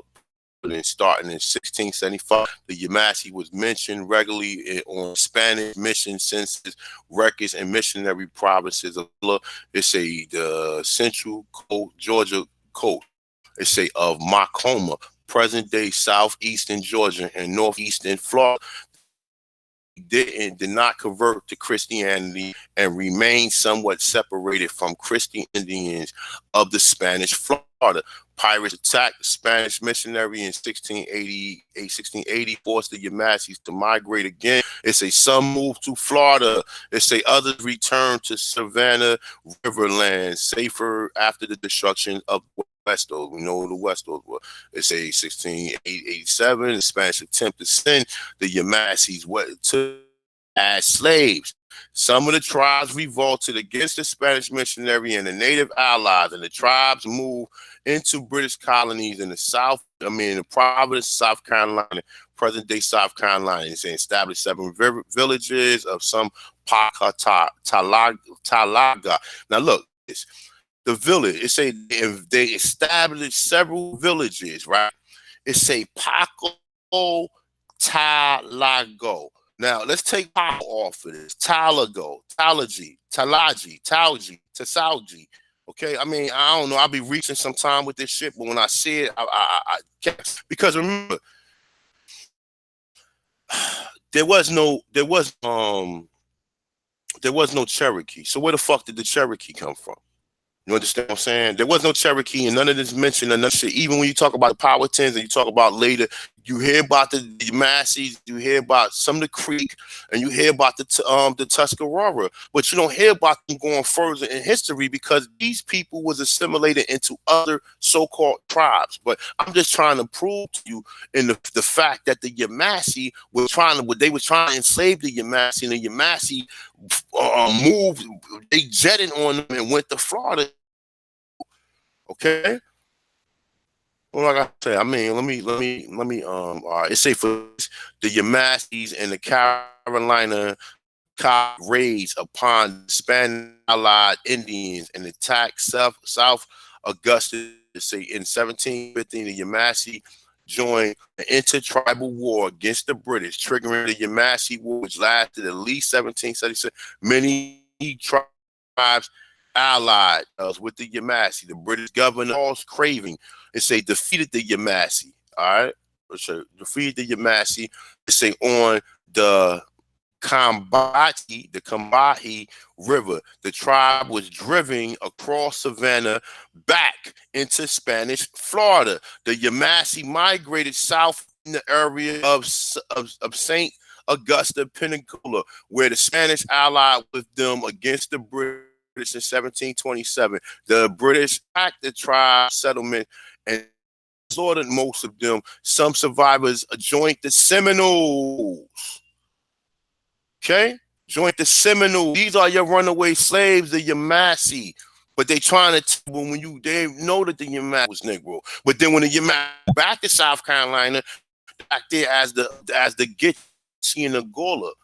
Now look, check this out real quick. I just want you. This is just real quick, just to touch up, so we can know who these players are in all of this. Okay? Because like I said, the Yemassee became the Seminole. They came back later and became other tribe. They broke off from the Seminole and became other tribes later on.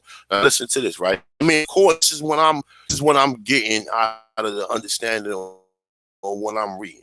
If somebody got another interpretation, please provide me with it, and I'll be more likely to listen to it.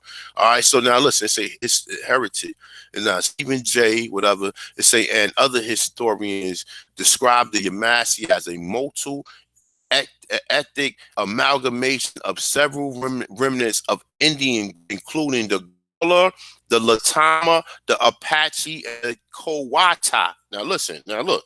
It's telling you that the Yemassee is the Gitche and the Gullah. They say, and the Kusata Creek, among others. Okay, it say describe the Yemassee, the Yemassee town. Let me see something.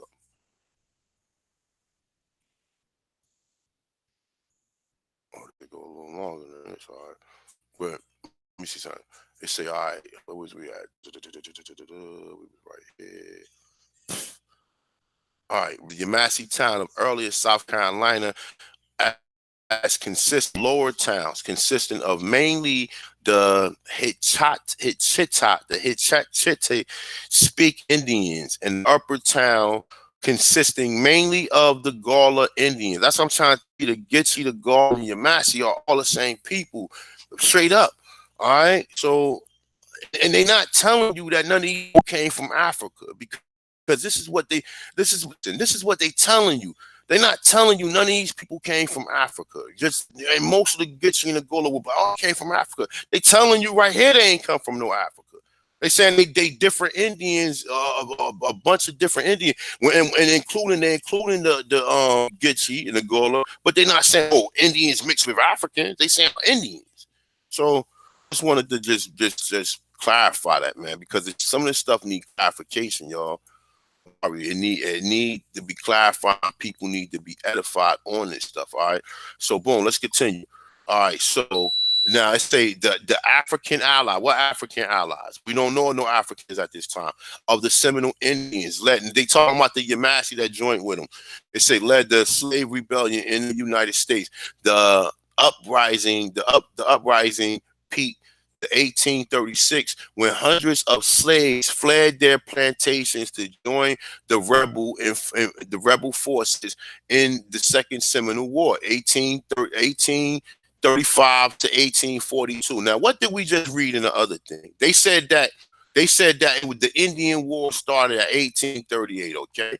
So now, like I said, they're trying to confuse you and making it, it's the Negro War, it's the Indian War, it's the Negro War, it's the Indian War. Or was the Africans that was a slave? No, it was the Indians that was a slave. That's what I'm saying. You gotta be on game of how they play us around, because this is even tricking people, even sophisticated, educated, so-called people who think that they can crack the code of the planet can't even get past this simple education lesson right here. Okay, they can't even they got black Seminole. All the Seminoles was black. The only reason why it might have been some remnants of any white Seminole was probably due to the Spanish mixing in with the indigenous people who was there already. That's it. You don't see no Indians in Florida. What Indians do you see in Florida? For anybody who's but you see Negroes in all these places where it's supposed to be Indians at. You see Negroes there. Fuck out of here, man. All right. Say as height. of the revolt. At least 385 slaves fought aside the black and the Indian. It say the black and the Indian Seminole allies, helping them destroy more than 21 sugar plantations in Central Florida. Okay, sugar plantations. Indians working on sugar plant. Oh, the Indians are the Negroes. Oh, no, okay, all right. It say at one time, at one of the most highly developed agriculture regions in North America. Amazingly, one hardly knows any of this from any of the country's textbook. For over 150 years, American scholars failed to recognize the true size of the scope of the 1835-1838 rebellion. Historians had focused on Indian warriors in Second Seminole Wars, 1835-1842, with some attention of the Maroon fighters, the Black Seminoles, but almost none to the plantation slaves. Now, like I said, they get in the mix, but we're gonna derive understanding from this. All right. So the omission fits the general pattern in American history. It's in a trend dating back to the country's earliest nation histories. Scholars have trended the downplay of the incidents of the slave incident. Now, what slave did we just read that was in this region? Indians. Okay. Do I have to go back and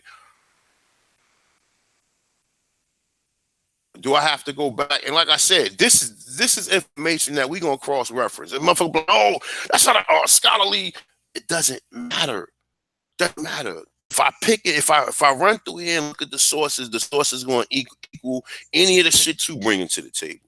All right, any of the shit you bring to the table.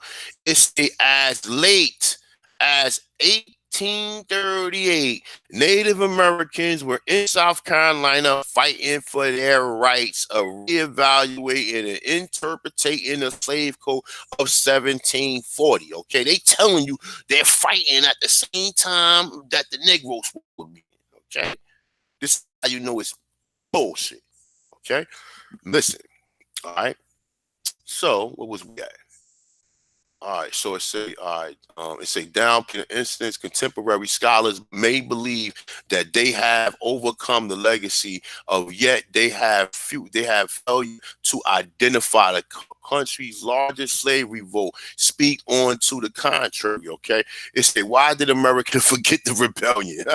Check it out. It say the Black Seminole Rebellion was not only the largest in history, it was also the only one that was even partially successful. Say during the Second Seminole War, the United States Army could not conclusively defeat the black rebels in Florida. After 3 years of fighting, the Army chose to grant freedom to the holdouts in exchange for surrender. The only emancipated of the rebellion. Look, here we go now. They throwing African. The whole time they said nothing about any African Americans. But here we go. The only emancipated, because they don't want you to think that this emancipated person was an Indian. Look, the only emancipated of the rebellious African Americans prior to the United States, to the U.S. Civil War. Now look, now they want to say African American. Well, the whole time, and then also we got the other book that's telling you that that these are Indians. The other one said they Indians. The other one, they say nothing about no African American war. It said it was an Indian war. Okay, it clearly stated that. And that's how you cross-reference this with other so-called people who write articles or write these so-called blogs or whatever the fuck they supposed to be. All right, so after 3 years of fighting, such and such, they got emancipated. It say it might not matter much that the country forgot the slave rebellion, but why? The largest. It say, and why the only one that was partially successful. Okay, now it say it might not matter much that the country forgot the slave rebellion, but why the largest? All right, and I say it says certainly in the 1800s, it was never in the political interest of the white South to admit the defeat at the hands of black rebels. But how did the censorship of the 19th century become the amnesia of the 20th century? It remains something of a mystery of how the country's largest slave rebellion had remained unrecognized for many years, even by the country's leading scholar. All right, We touched on that. All right. It say for more of the mystery. All right. So this is basically telling me right here. So this is better. Let me see this. It say bury. I'm gonna click on that one. Bury history of the slavery rebellion, because we already know it's an Indian. We already know it's a Negro. It's a Negro war. They claim it, but we already know that the Negroes are Indians. We already know. Let me see how deep this shit is before I read this. Let me see something real quick. I ain't never see this before. This is kind of deep. Let me see. Yeah, y'all. But I mean, let me see something else. I had something else I wanted to touch on too.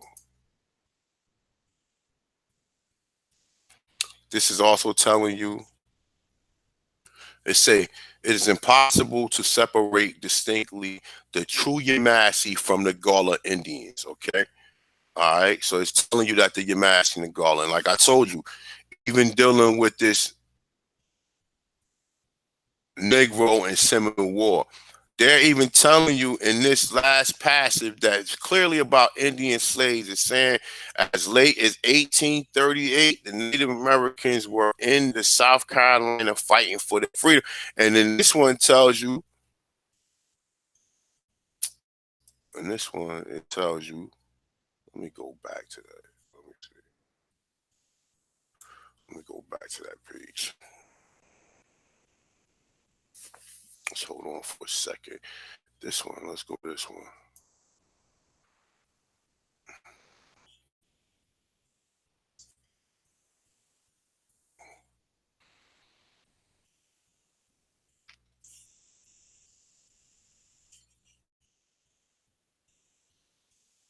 I'm gonna read through a little bit of this. Damn, this shit long than a motherfucker. Look at this shit.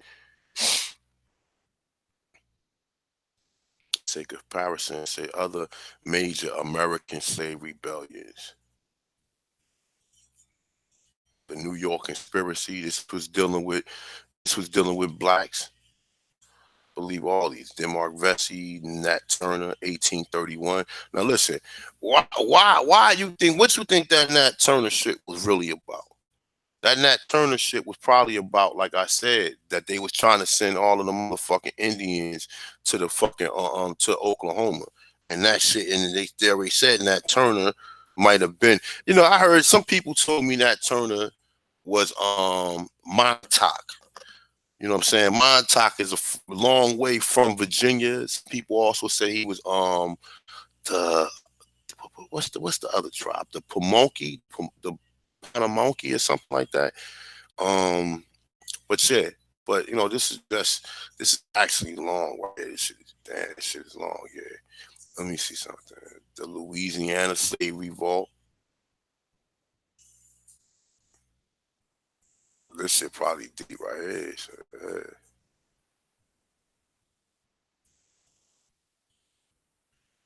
you know what, man? I'm gonna go through this shit one day right here, but I'm gonna stop right here and just read this right here. No, I'm gonna go through this. I'm gonna keep this up here. We're gonna go through all this shit. Oh yeah. Oh yeah. We're gonna go through all this. I'm gonna read this right here and just cross references with the other things up there. But we're gonna come back to this though. All right. We're going to come back to this. All right. So I'm gonna read this. It say, what about the fate of blacks? All right, so we're gonna let's read through some of this, and then I'm gonna conclude it. That shit kind of long right there. Let me see. All right, here we go. The plantation and slave rebellion. All right, now look. Before I get into this, okay, we're going to at some point in time they're gonna tell you that with Negroes, Africans, African and Negroes, and pretty much the same fuckery that we just pretty much just read. But keep this in mind of the last article we just particular read about the Indian slaves. Okay. Also, remember what I told you about the Yemassee and the Tuscarora are basically your runaway slaves. That's the runaway slave, because they even with the story it tells you itself. Oh, the Gitche and the Gullah became they. So how was they the Gitche and Gullah if they were slaves? If they came from Africa, how did they get away to name themselves the Gitche and the Gullah and then have a tribe? No, because the tribe that they got now are a break off of the Seminole history. They probably got the history of how the Seminoles took on Gitche Gullahs that escaped from South Carolina, and then the people that's there, they automatically think that anything that was a slave, and I'm quite sure that the Gitche Gullah know about the Indian slave trade, but they're going to always make it seem like the African slave trade was so much larger and there was so many more people involved. When we read about the Indian slave trade, it makes you think that wasn't no African slave trade going on. It would like one would say, well, hold up. What would be the reason for you to bring any Africans? And that answer is going to be opinionated. That's going to come from somebody who's opinionated. That ain't gonna come from nobody who really dealing with you know what I'm saying, any type of conscious sight or a vision. Let me see before we embark on this. Let me see how many people in the house.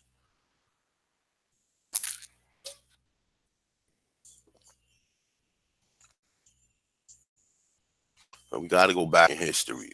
We got to, because we think we Africans. We still think we fucking Africans to this motherfucking day. To this very day, we still think we Africans.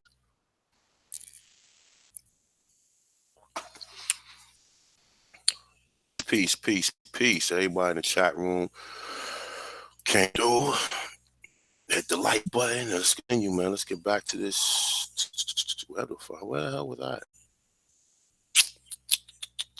Oh, this one right here. All right, so remember, it's all connected to Indians and the Gitche and the Gullah and the Yemassee and all that other shit. All right, it's all connected to it, but they just going to be changing the wording up on this. Okay, in this particular thing I'm about to read or pass it about the plantations of the slave rebellions, 1835 to 1838. Keep in mind what's going on at that point of time. Remember, the Trail of Tears, Andrew Jackson. Listen, Andrew Jackson is fighting in the Seminoles at the same time that they sending people the Trail of Tears. Why? Because he's trying to get them motherfuckers out of the South too, or trying to get them niggas to lay down or get down. That's it. He's trying to get them to either submit or leave. That's the whole. Listen, that prerequisition to understanding this history, okay? The Indians was forced to lay down and get down. That's it. That's it. It ain't nothing else you need to know. You don't need to nothing know. The Indians were forced to lay down and get down. And in that process, you had to take on these classifications because you was one, you had your own people helping them. So like it was kind of hard. You had to fight your own people who knew your fighting tactics, and then you got the European who giving them military guns and everything to enhance their tactics. That's like motherfucker giving a nigga a fucking you just a regular gang member that got a Batman suit on or some shit where he can propel your bullets and shit. Of course he gonna overthrow you or whatever. Not to say a lot of them niggas, you know, that's a whole other story. I ain't want to go into that though. But let's continue with this. All right, so. The rebellion took place 1838. It say it involved plantation slaves. It say in a classic uprising, the rebellion reached its peak in the first month of 1836 when hundreds of Florida slaves fled the plantations to join the Seminole. What slaves are they talking about? Because they telling you they got Indians enslaved. White owners said that the slaves had been captured by Indians, but this was merely a gloss of the circumstances of that horrified the slaveholders. Indians did not capture other slaves. They enslaved. No, it said the slaves escaped. It's a plan of mass deflection has been underway for over a year, according to Kenneth Wiggins. Pope Porter, Black Seminole leader, made frequent visits to Florida. Frequent visits to Florida's plantation throughout 1835, cementing ties to the field hands. When the war erupted, hundreds of blacks fled to the Seminoles in action that General Thomas Sidney Jessup, which probably was a Jesuit, described as a prearranged conspiracy. It say, I certain beyond any doubt, not only that the connection exists between the portions of the slave population and the Seminoles, but that they was before the war commenced. It say that they was before the war commenced. It say, and understanding the considerable a considerable force should join on the first blow being struck. All right, so let's continue reading. All right. So I say, look, Phil slaves prominently in the several earlier arrangement. Many deflector painters painted their faces to signal their new alliances. Now check this out, right? Now, why when they show you the Seminoles, they got a fucking cracker up there? Now, why? The same reason, like I told you, for everything goes. When you look up the Seminoles, they have a cracker up there. Okay, they have a crack up there. Straight the fuck up. They say so. We painted our faces to signal their new alliance. Urban. It say the house slaves did their part as well. It say joining with the free blacks from St. Augusta to help the Seminoles obtain critical supplies like powder and lead. It say the general uprising black Indians specifically targeted the sugar plantation along the St. John River west of St. Augusta. It say at the time, these were some of the most developed plantations in the U.S. territory. So the it said on U.S. territory. So the U.S. territory had plantations where they had people in bondage, and people are looking at all these countries and saying, "Well, this country always no." They're in the belly of the beast. It said their destruction was swift and devastating. By February of 1836. Less than 2 months, they say, into the war, the Seminole allies had destroyed 21 plantations where slavery and sugar mills once flourished. Soldiers found smoking ruins, and the industry laid waste. All right. So I say before the uprising ran, it cost at least 385 field slaves defected to the Seminoles. The number derived from the escape reported at the time in official military correspondence, newspaper reports, and claims on the governments for the damaged property is conservative and probably low. Two scholars who are among the foremost expert on slavery in the antebellum of Florida, Chanter Brown and Larry Rivers, speculate that there may have been as many as 700 to 1,000 plantation rebels. Look, do you hear this shit? How could any of this shit be possible? Do you hear this shit? He said they speculate that there may have been 750 to 1,000 plantation rebellions. Okay.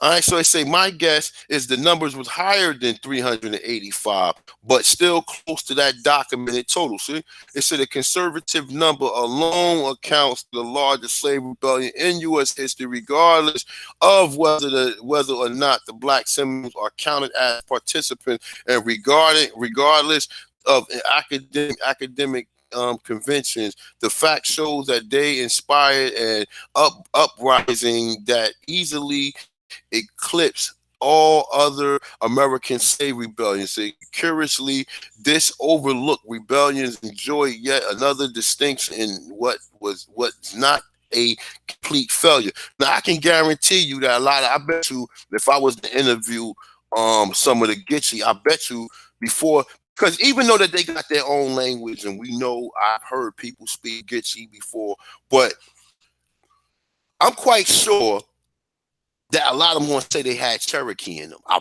bet you, if we was to go down, because understand this, right? The remaining of the ones that didn't get captured, I'm assuming, became the Cherokee. Because you just gotta look at the area, man. You gotta look up and see. And like I said, we went through this shit. There's a lot of different tribes that's up there in that region. We know that Cherokee is supposed to be a language or something, or people of the mountains, or what they say to Saudi or Aniyawanya, meaning I forgot. Don't get me into that shit right now. But nonetheless, though, I'm assuming that a lot of the original Yemassee Creek became the motherfucking either Chickasaw, the Choctaw, and the Cherokee. So the remaining Indians after the so-called Revolutionary War, because they wasn't even warring, because this is well beyond. Let me just continue with this because I don't want to get lost. All right, but all right, so I don't want to get lost. So let's read some of this. It said, according to Porter, it said the fate of the plantation slaves. All right, it say what happened to the 385 plus plantation slaves who joined the Seminoles? Unfortunately, they say we know of their fate only the general details. According to Porter, after a year or more of life in the swamps, a majority of the defectors surrender and return to chattel slavery. They say as they came in, some spoke of ill treatments at the hands of the Seminoles. Now, I'm saying the witnesses at the time thought that these complaints were mainly efforts to win back the sympathy of white masters. Not all the plantation slaves surrendered. The army captured at least 93 who were known to be property of white citizens. These captives were reported was reportedly returned to their owners. Remember, how did they know who they were? What did they have on them? Oh, they had a brand on their left breast, on their left chest. Okay, remember they told you that they branded the Indians too. Okay, they say another small segment of the plantation black subsum themselves within the ranks of the black Seminole, and keep this in mind too. All right. We know when they're using this word black, they are talking about aborigines. We didn't prove this. We didn't show and prove. They had all these slaves. It's like we show and prove they just had these slaves in South Carolina. And they telling you that the same thing that the Indians doing, the Negroes was doing like the same. So the Negroes had it. So this is basically called the Negro War. Look at this shit. Let me see something. This is called the Negro War. Look. See this? See this? The Negro and the Seminole War. 18, it's the same fucking thing, man. Let me see something real quick. I'm going to continue that. I just want to show y'all something.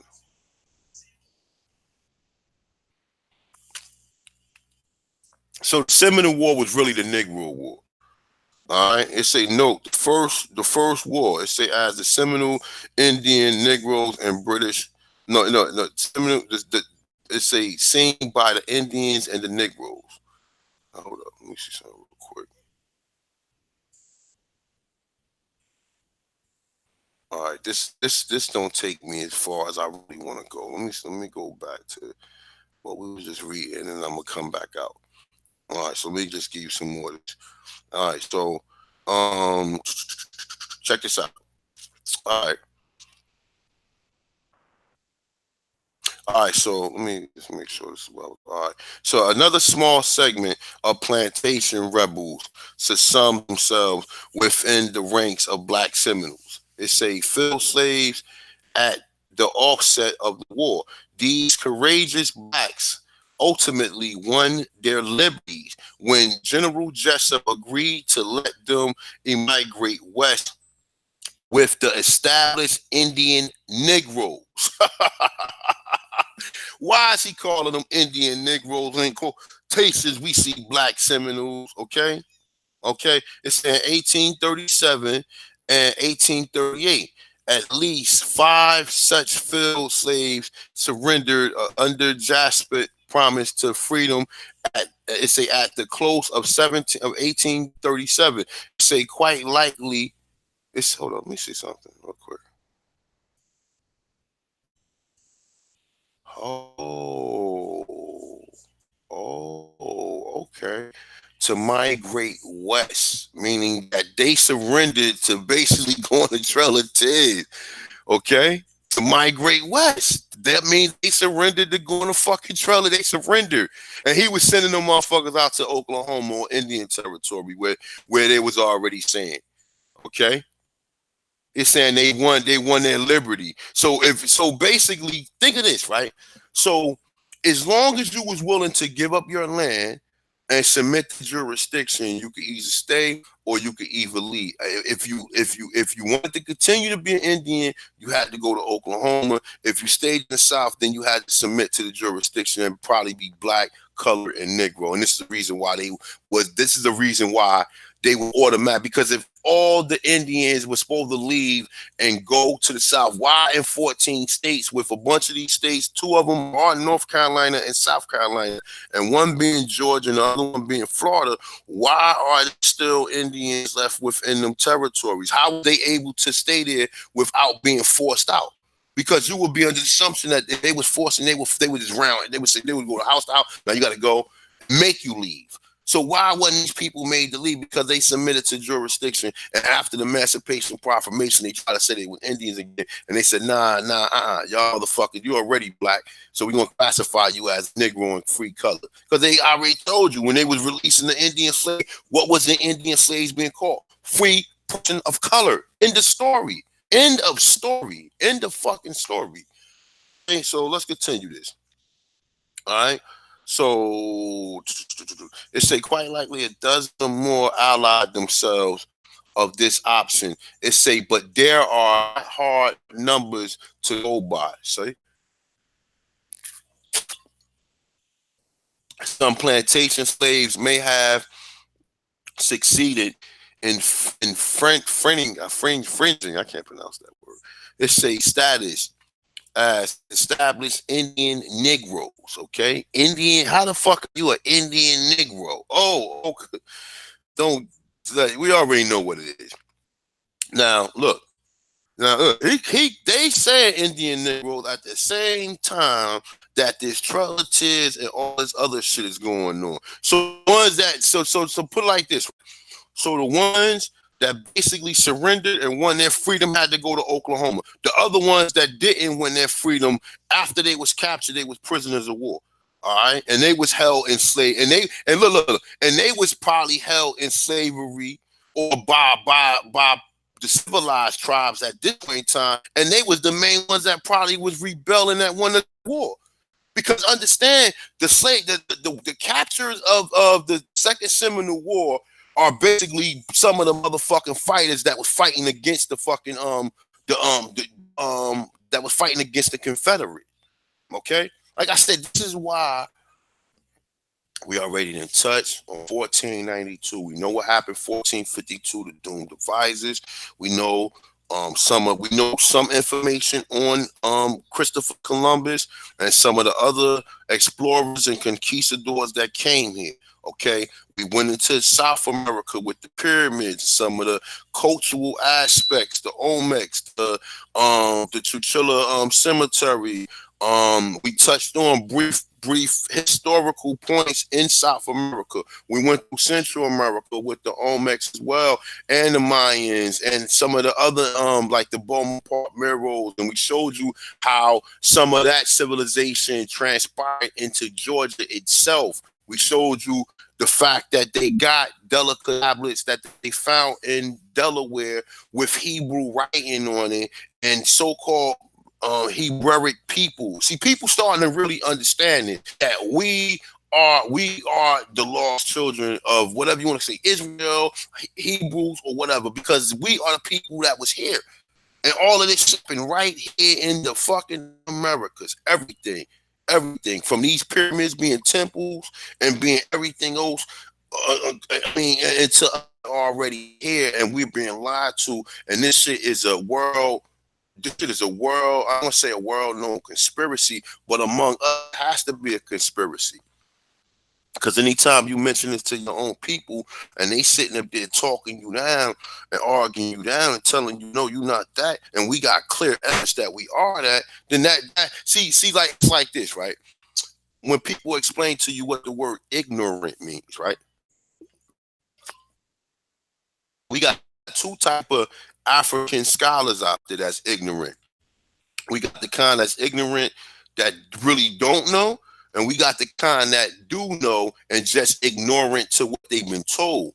They don't want to hear because they want to keep on insinuating. You know, you cannot, once you learn that here, you have to start asking the critical questions to go along with getting the critical answers, because you can get any answer out of that. You could get any answer. You have to. That's what I do. Because when you get all these niggas, all these motherfuckers talking about reparations, and they supposed to be Ta-Tahiti Cokes and all these clowns and all whatever, you get all these people and they talking about slaves. They don't know it was Indian slaves. And then once we really focus on the slaves was here and how many of these people you claim mixed, what? Listen, it's over with. But this is what they don't want you to know. They don't want you to know they enslaved the Indians, because that's the last trick in their bag. To opening Pandora's box or opening a can of worms is to find out that they're Indians. Now, once that's being pushed out there in the forefront, shout out to Tuhawk, because he did put that out there, the Indian slavery in Massachusetts or whatever. I don't know. I watched the video on it. He did kind of speculate in certain areas, but for the most part, I want to hear tangible information. I want to hear information like, oh, well, it was already black people here that looked at like the Africans came. I don't want to hear the reason why some of the Indians are Negroes because of the intermingling with Indians look like. What did the Indians look like? These? No. These are them fake Indians. And so what did the real Indians look like? And this is what we're trying to basically prove to ourselves so we can prove it to everyone else. This is the reason why I think people are still sticking around with this so-called Aboriginal, Tonto, Indian, Moorish, any of this information to find out, is any of this shit really true or not? That's why. That's why we wait to see the end of the movie, because we want to see if this shit true or not. Was it anybody? There's more. We have more than enough clues to prove they lied to us. At least that much. At least if we don't have nothing else to show, if we can't show you nothing else. At least we have enough information to is evidence of a conspiracy.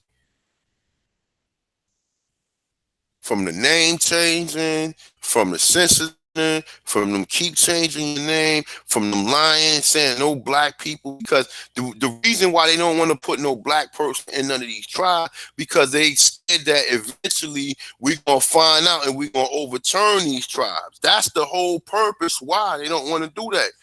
Why they keep your numbers down to overpower and take control of it, because it's ran by the Freemasons. All right, so let's continue with this shit.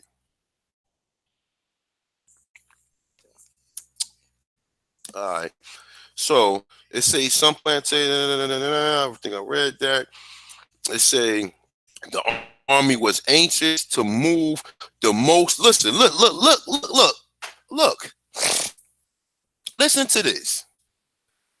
The army was anxious to move the most militant blacks west, regarding or whether they were Indian, Maroon, or property of whites. What the fuck? Hold up. Huh? What? Lieutenant Spurg, or whatever, defended this policy on pragmatic grounds. The Negro have, for their numbers, been the most formidable foe, more bloodthirsty, active, and revengeful, you know what I'm saying, than that of the Indian, which is bullshit. The Negro returned to his original owner might have remained a few days, when he again would have fled to the swamps more vindictively than ever. 10 resolute Negroes with the knowledge of the country. Hold up. How would the Negroes have the knowledge of the country if they were slaves? These are Indians. Are sufficient to desolate the frontier from one extinct to another. Maybe y'all ain't here. Let me read that again. Let me read that again.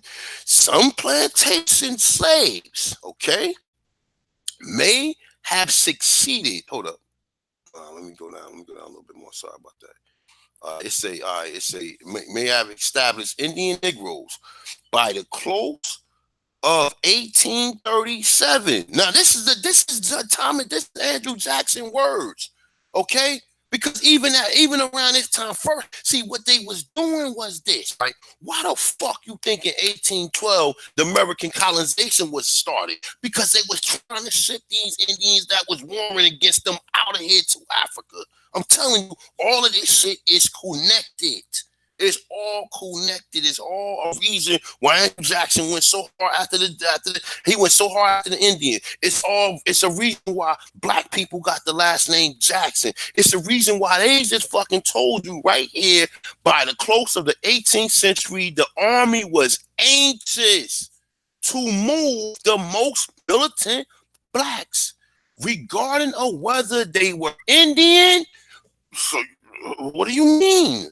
Maroon or property of white citizens. Now check this. I'm gonna read this one more time, and we're gonna continue. I'm gonna make another part to this. I'm gonna have to, because I gotta kick rocks. All right, the Negro have, for their numbers, been the most formidable foe, more bloodthirsty, active, and revengeful than the Indian, which is bullshit.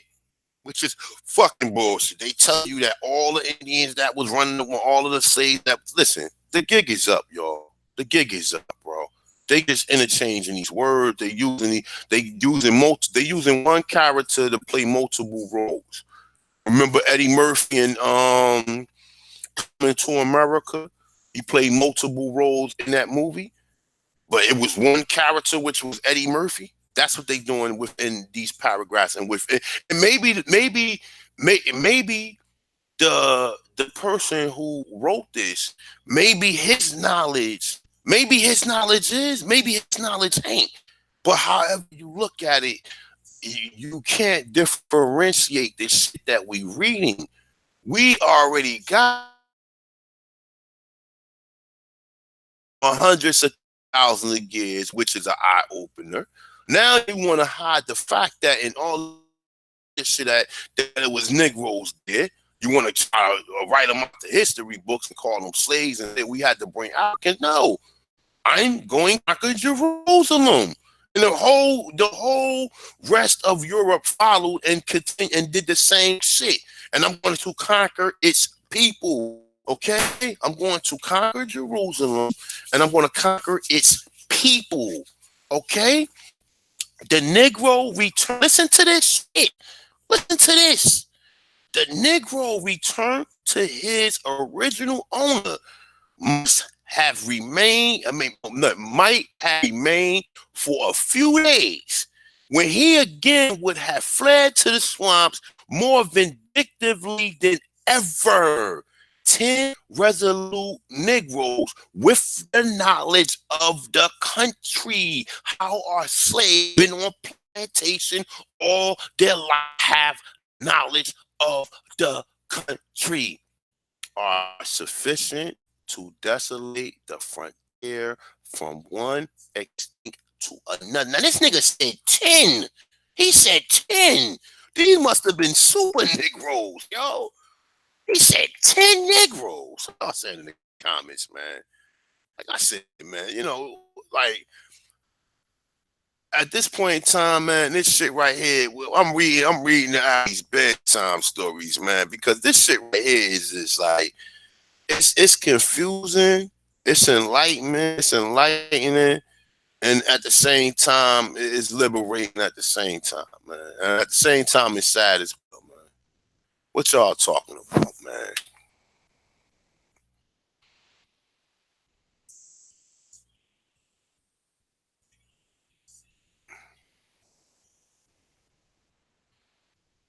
Yep, human trafficking. Yeah. What's up, Jack? Shout out to everybody else. Let me see something, man. It's a heavyweight joint, man. We already know at this point in time.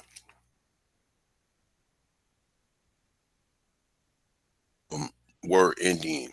And then in some instances, they just trying to say that when you do see presence of a Negro, they just quickly try to cover. They just quickly try to cover that fact up and hurry up and give him a classification in which they created, and be like, oh no, that's a Negro, or that's an African. You know what I'm saying? Before you can recognize, like, whoa, what is this Indian doing with the same shit that the Negro got on? Before you can even recognize it, they already try to come and cover it up. It's like the movies when you see people, they be spying around, they be looking for shit, and they could be asking questions, and motherfuckers be like, yo, what is this?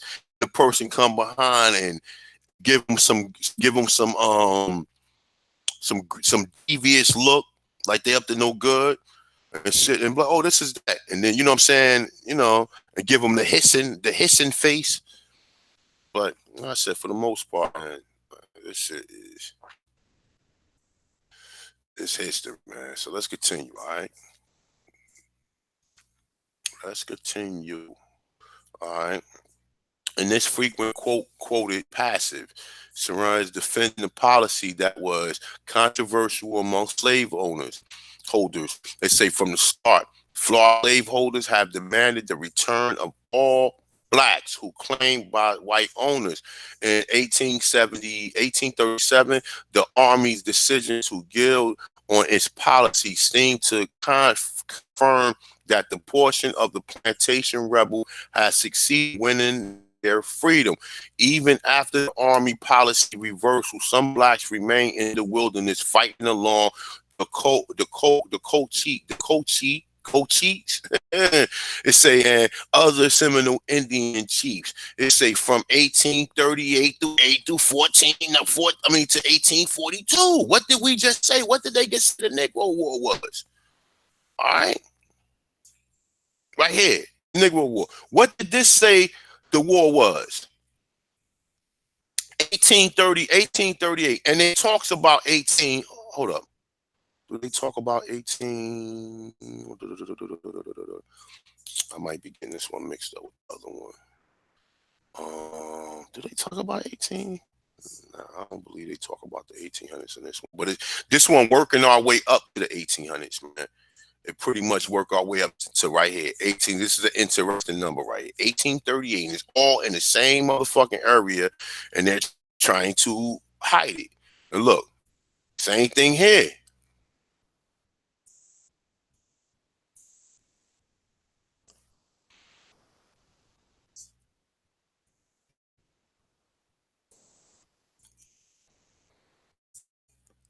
And just in some of them, they just clearly say states that they Africans.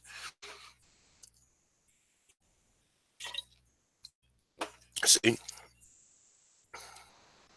Second Seminole War lasted from 1835 to August 1842, and it costed $40 million. All right, now tells you the Negro and Seminole. Okay. And this is some other information I was looking up that, you know what? I think I've read this before priorly, but I wanted to really read something real quick. You know what? Let me read this right here. Let me see something. Let me make sure. Because this all related. So don't get discouraged. All of this is related to this right here. So everything I got up is related. All right. So it say, look, it says, and other Indian chiefs, they say quite likely these final holdouts were plantation rebels, since most of the black Seminole militants had surrendered with or before John Horse in 1838. Okay. Let's read some more. All right, it say now all of these niggas, Desmond Vest, whatever his name is, Denmark Vesey, he's an Indian. Nat Turner, all of these people are Indians. All of them are. Follow the motherfucking trail. Follow the trail of where they dropped these people off. And remember what their original name was before they went back and started calling them Africans or Negroes.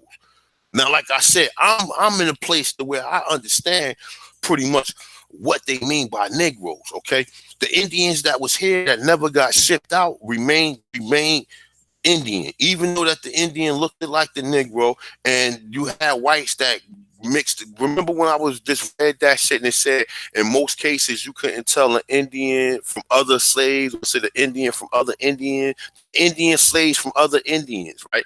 Now you put in Indian, you mixing Indian slaves up with so-called Africans.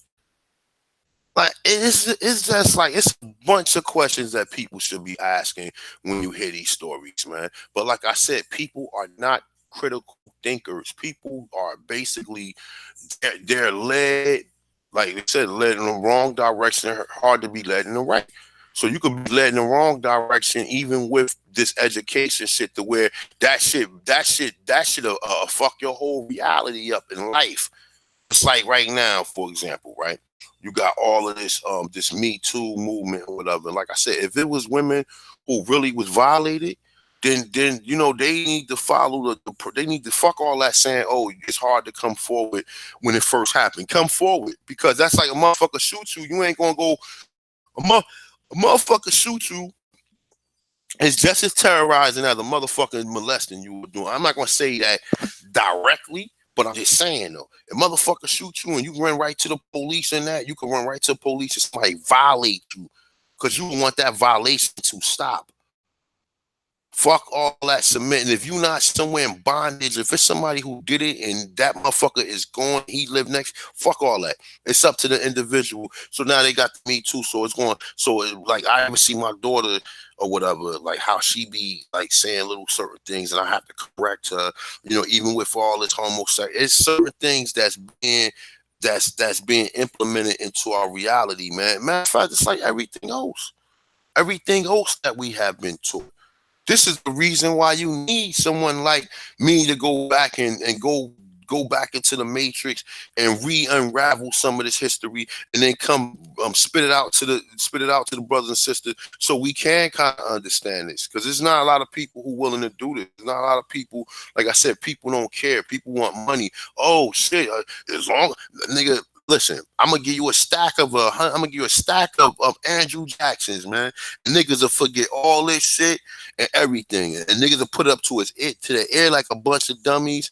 Niggas will be sitting there, well, as long as I got this is the only thing that I'm gonna use to I'm gonna put this money is gonna be everything. It's gonna be, when you ask me, why do I got a booger on my nose? I got money though. When you ask me why I might or do some foul shit, I got money though. When you ask me well damn son, like you should change that, man. Fuck that, nigga. I got money. I ain't gotta change nothing. I ain't gotta change nothing. And this is how ignorant we are. You understand? And this is just how ignorant we are. All right, true story. All right, so let's continue this. All right, let me conclude it. What was I at? All right, so it say as far as the plantation slaves were concerned, it say the Florida Rebellion was a failure since the majority of the rebel returned to chattel slavery. It say the uprising was not, however, a total disaster, at least as in comparison with the other major U.S. rebellion, which it all ended in violent repressions. It say in Florida, history leaves no record of mass reprisal against the rebellion. Because you know why? Because they was getting their ass kicked. It say there was no heads placed on pikes as occurred in Louisiana. It say a mass trial of execution because they were scared. Listen, they could have killed them. They could have killed them motherfuckers that they were sending out there. Why didn't they kill them? Because they probably respected them motherfuckers to the point, I respect you. That's a motherfucker when you respect your foe that much where you allow him to live and allow him. You just look, check this out. And watch this. So they said heads on pikes. All right, what do that remind you of? Heads on pikes. That's to scare you so you won't shook So if you do see them 10 Negroes that they said that can fuck shit up from California to New York, that maybe maybe one back around and shit. But that ain't gonna happen easy though, because the way they said, listen, I'm just saying, look, y'all think I'm bugging, right? Listen to this shit. This is some funny shit though. I mean, what was it right here? Look, right. It says the Negroes returned to the original owner may have remained for a few days and then again fled to the swamps, but more vindictive than ever. The 10 resolute Negroes with the knowledge of the country are sufficient to desolute the frontier from one extinct to 10 Negroes. What the fuck? Yo, damn, son. So look, so they had to put hairs on, and they had to crucify motherfuckers along the way. So you'll be like, you don't want to end up like that freedom fighter, because that's all Yahweh Shah was, or what you call Jesus or whatever. He was a fucking freedom fighter, and I'm assuming that he might have been one of our direct ancestors that was hung and lynched like that. So the rest of the people wouldn't do the same shit. Okay, and that's the reason why they constantly show you him, to remind you, so you remember him. Remember your ancestor. Remember him. That's why they give you a cross. That's why you put a cross on your neck and everything. And even though we know that's Constantine, he's seen a star and all this other goofy shit or whatever though. But that is all of this shit is some type of Masonic connection. And it's all starting to make sense. So as we start making sense of this shit, in way of, maybe I'm not going to, say certain things, but what I'm saying, as we start unraveling this history, and we're starting to really find out that we've been played, we then pulled the switcheroonie on us on all levels, from everything. Anything that was yours is now theirs, including your mind, body, and soul. Okay, so let's continue with this. All right, so look. Talks about heads on spikes. All right. So it say and no mass trial and execution as took place after the failed conspiracies of Posey, which was another freedom fighter, and Vesey, rather than white Floridians seem to have gratefully accepted the return of their slaves. In the wake of the uprising, the territorial legislature did not pass tougher slave code or more draconic laws. Okay, draconic. Dracula put heads on pikes. Okay. Dracula, they tell you what Dracula did to the Moors. He put heads on pikes. They said Dracula nailed the Moors. And like I said, you can believe this shit or not. All right, but they said he nailed the motherfucking feathers onto their heads, man. Okay. So, and then also they draconian. They tell you they put heads on spikes. Motherfucker, they had fucking sticks sticking out the ground with heads on it for miles and miles and miles here in this country. And when that didn't scare you, they just put the whole body up there and crucified the whole body. So this is where you getting these fucking stories from. And this is the reason why you can't really find no remnants of Christ within the original texts of none of these fucking Bible, because all that shit was made here in this country.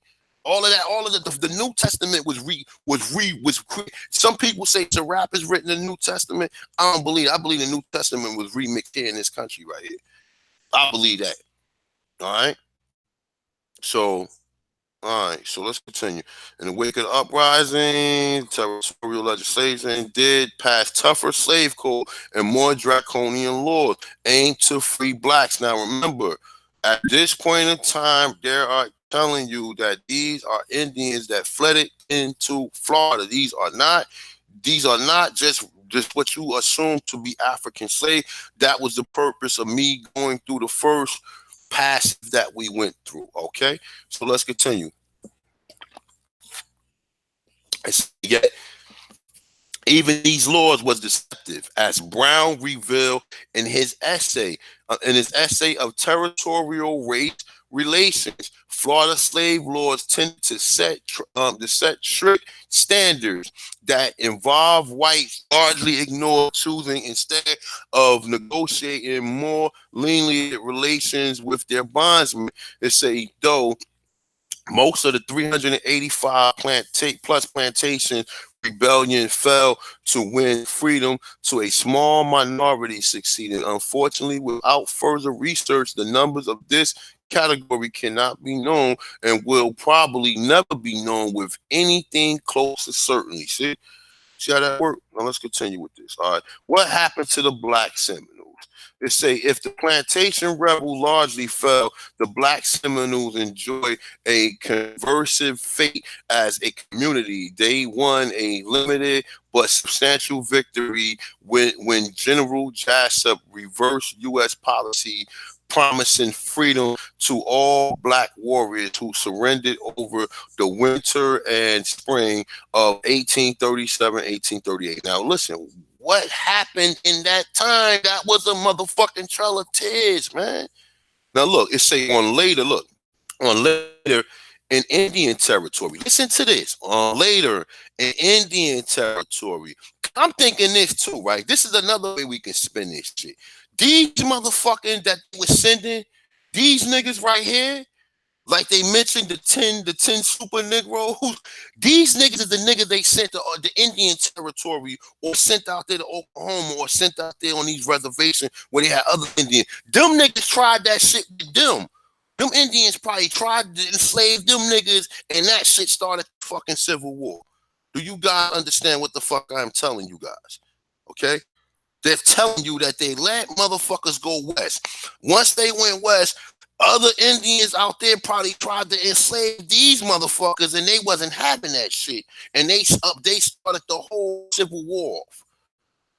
That's another way to look at it. All right, I'm telling you, that's another way to look at it, y'all. I'm telling you.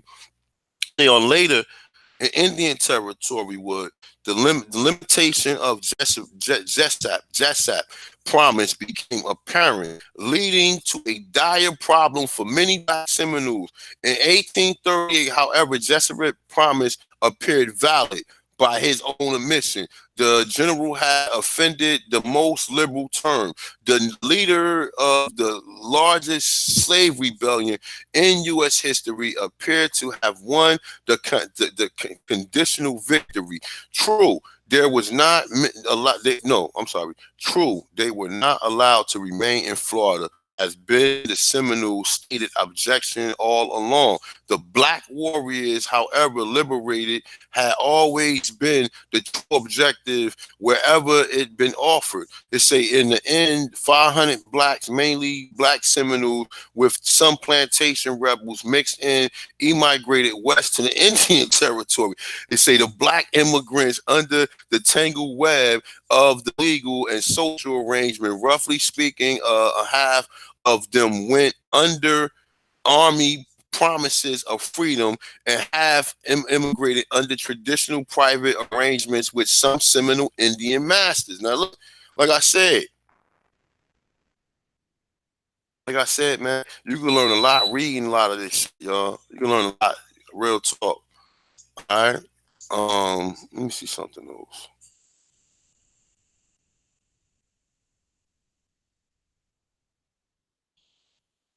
All right, let's say, all right, so let's say contrary perspective was not a rebellion. Among contemporary academics, overnight, the black Seminoles led rebellion has resulted largely from the lack of awareness of the details of the rebellion, as can be seen in the section, say, of example of scholarly oversight from I can't pronounce Apteker, something like that, 1943 to Franklin in 1999.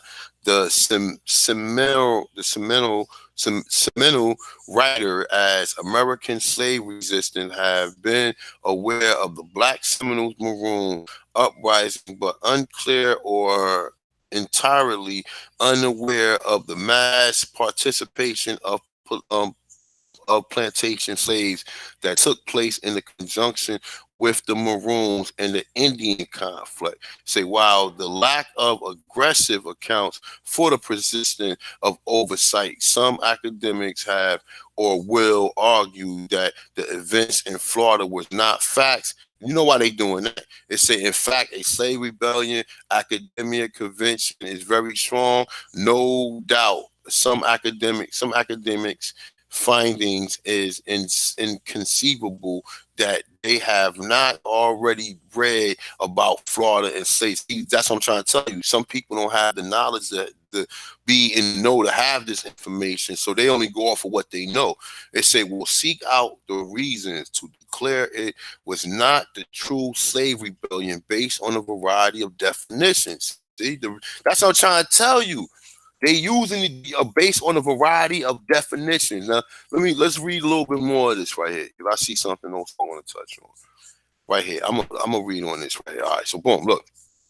So look, it say Andrew Franks, an historian of California State University, Los Angeles, made the argument along those lines in his review of Larry Rivers. It's Slavery in Florida, Granville University Press of Florida, 2000. Now remember this, right? All these places where they saying they had so-called Negro slaves. Remember, all of these motherfucking places where it's still blacks at to this very fucking day, right now speaking, okay? So even right now to this day, you find blacks in all of these places, Pensacola, Florida, all of these places where the Seminoles is at. You find black people who stayed there, as well as our black that stayed in the South. So that'll give you something to look into. All right. So let me stop real quick.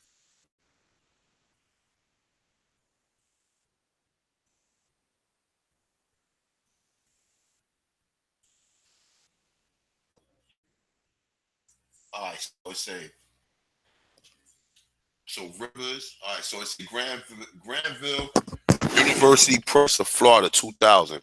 It's a Rivers, along with Cantor Brown, which we already talked about, is one of the two scholars to suggest that the Second Seminole War probably consisted the largest slave uprising and annual of North American history. Right now, remember why they calling it a so-called slave uprising, right? Because in this case, basically, it's a lot of different things going on. They're trying to take the land and enslave these people on the land. The same thing they did to the people who previously ran into it. That's the reason, like we said, even with the Yemassee. Okay, look. Let me see something real quick. Let's come back. Let's go somewhere else real quick. I got about another 30 minutes, and I'm gonna read through this real quick, and we're gonna come back.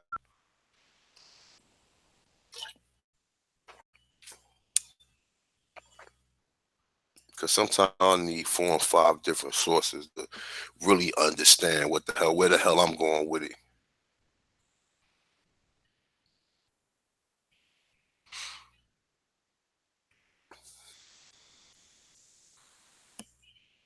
Just give it a second to load up. We can deal with it.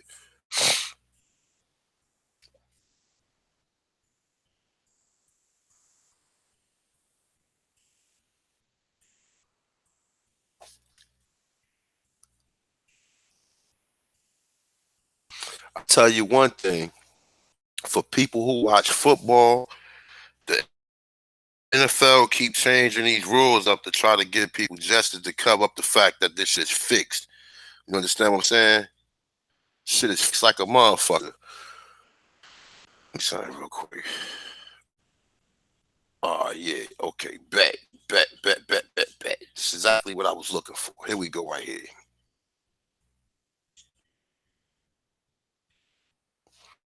Says sometimes you gotta bring up multiple different articles, man, to show the people, man, because people don't be believing this shit. So I need about 5 minutes. Let me see. It's taking forever to load up.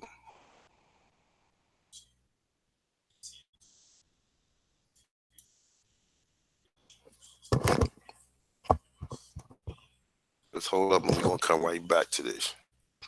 Did it stop?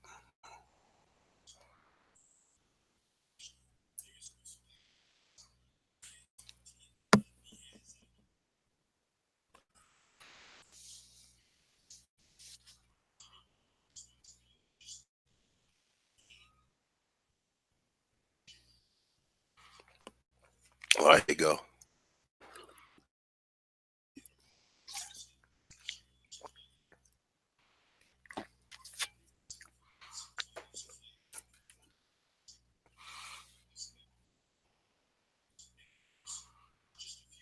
Just bear with me, y'all, because I need to get through this. It should have taken forever to open up, though. Let me see something.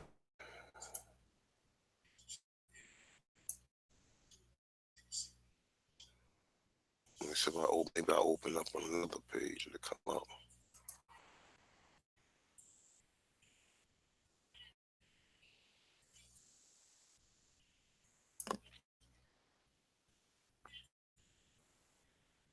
Hmm.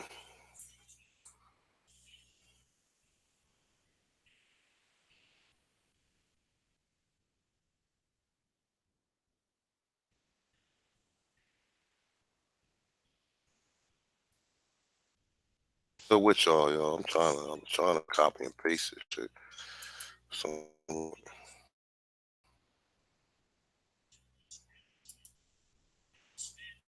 because it seems like it ain't gonna load. Let me see if maybe if I get it on this page, it'll load up faster. Because I had it open for a minute. Let's see how this work out.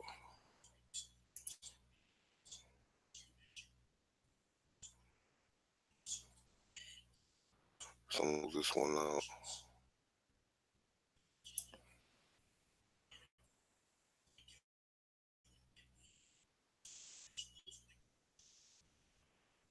All right. Let's see if it stays.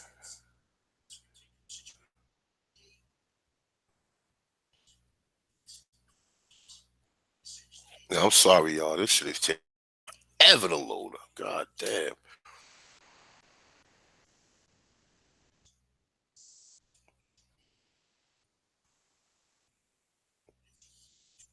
There we go. There they go. Finally loaded. All right. So look.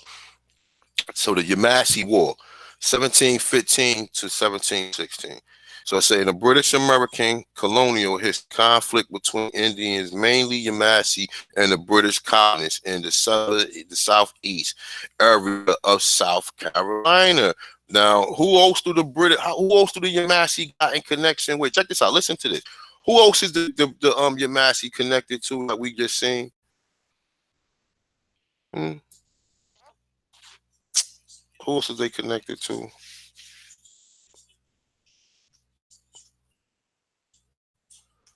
Okay, so I see all this. Everything up here is starting to run slow. All right, so fuck it. Forget the trivia. We already know they connected to the Yemassee. I'm to the Get You Go. All right, so now look. It says the Southern East. It's a resulting in the collapse of Indian power in that area. It's a embedded by encroachment upon their land and unresolved grievances, unrising from the fur trade. A group of Yemassee rose and killed 90 white settlers. Now remember the fur trade. Okay, they tell you that. Now remember the one of the biggest niggas who was in the fur trade was George Bongo. Okay, and you look up George Bongo. He looked a little bit like what's the motherfucker name? Davy Crockett or what's the other nigga name? Not Davy Crockett. Daniel Boone. Okay, they're trying to say that George Bonga might have been Daniel Boone, but George Bonga they said was Chippewa or whatever, and he was a fur trader. But nonetheless, though, let's continue. So it said grievances uprising the fur trade.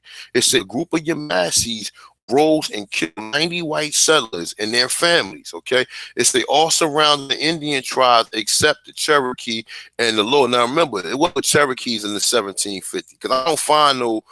Maybe there was, maybe there was, maybe I did find something over there, but I don't start seeing the Cherokees until the late 1700s, according to most of the research that I got. People who unqualified with this information throw the Cherokee in all earlier time, but I haven't found nothing that put the Cherokee time around 1700. But we're gonna continue. So I say all surrounding the Indian tribes, except the Cherokee and the Lower Creek, eventually allied themselves with the Yemassee band that continued to raid trading posts and plantations. Okay, now what they were just saying. They said it was 350 so-called plantation uprisings. Okay, what did it say the Yemassee was doing? Raiding trading posts and plantations. Okay, and this is in 1715. Okay, now I say the conspiracy disintegrated. However, when South Carolina military resistance was strengthened by the addition of troops. With the addition of troops from neighboring colonies and war supplies. Now look, hold. It say with addition of troops from neighboring colonies and war supplies from New England. That look, listen, it say many of the defeated Indians escaped to Florida, joining the runaway black. Now hold up. How was these motherfuckers running away at the same time? You see what I'm saying? You see, the runaway black slaves is the cover up that the Yemassee were the black slaves that they keep on talking about, okay? It's to cover it up. See, what I notice in all of this history, they have to put African American in places where it don't need where it shouldn't be at. They have to throw that up in there.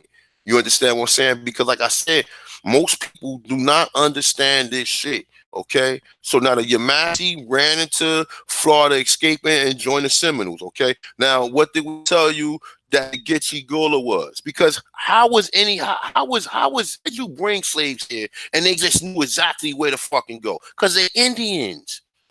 That's why, don't sit there and start thinking, oh, well, slaves left with the Indians and no, bull fucking shit.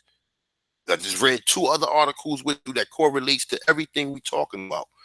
Okay, but I wanted to pretty much talk about the Negro War because this was something that most people don't know about.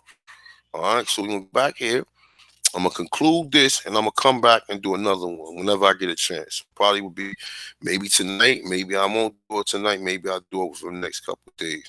All right, so look, say Rivers effectively demonstrates the participation of hundreds of fugitive slaves and black Seminoles. They say who he stated were still Maroons in the war.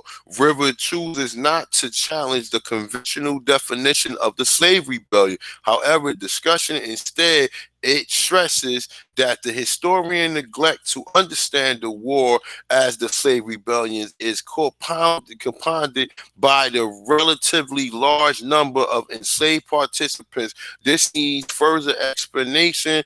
The definition of slave rising is that includes the Second Seminole War, but also include the very least the Second Revolutionary War. Now, see, listen, you know why they not trying to include this? Because of this right here. Because of what we just read about this right here.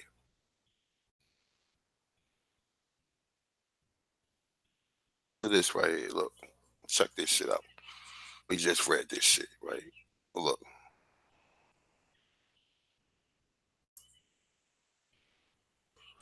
Right here. Hold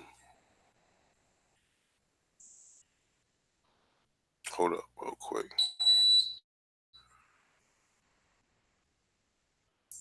Let me see. I hope I ain't lose much thought.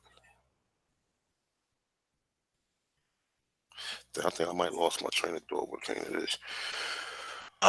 Shit, it's getting late. All right.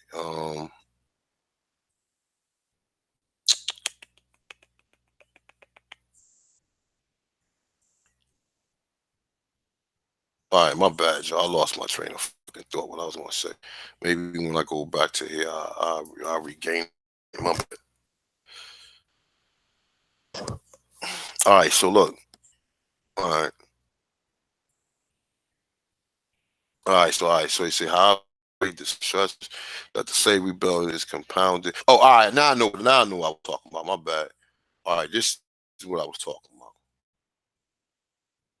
Right, now I know what I was talking about. I was talking about the slave rebellions that they said they had. Look, right here. It say unresolved grievances arise from the fur trade. A group of Yemassee roses and killed 90 whitelers and their family. Right. So look, and it says this includes.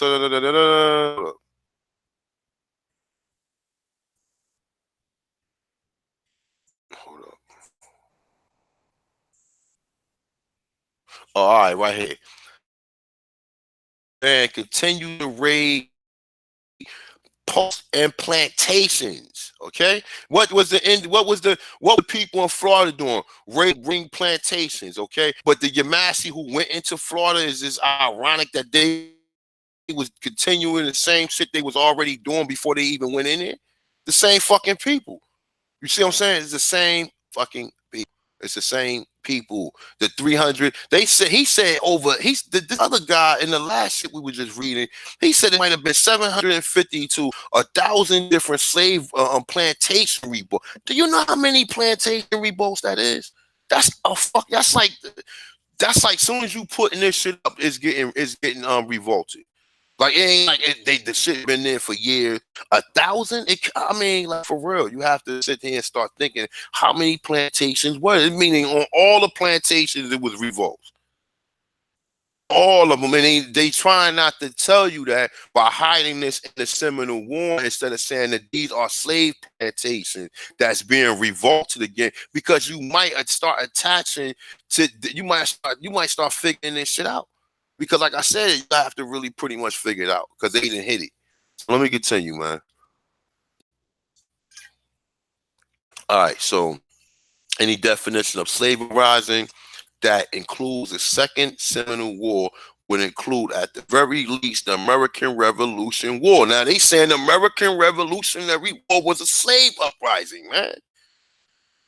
Okay? Now, I say Frank's rises, and very important, a slave rebellion is defined as an army uprising of slaves, an army of slaves uprising, right? But a rebellion, if it takes place within the contents of an organized war. The answer to the question is especially thorny in the American Revolutionary War and in the U.S. Civil War. See, look, in the American Revolutionary War and in the U.S. Civil War, it says some scholars has described elements of the black role in these conflicts in the slave rebellion, but given the role played, but given the role played by organized states of power and problematic to claim the participation of all slaves in the conflict constituted open revolt during the Second Seminole War. However, the act of mass slave rebellion resistance were far more autonomous and self-determined than the black resistance in the other three conflicts, and the fact corresponded almost perfectly to the scholarly definition of the New World Slave Revolt. It's a review of the roles of slaves in each conflict, highlighting their distinction. Now remember, we're not slaves, we're prisoners of war. What did they just tell you they did with the Yemassee?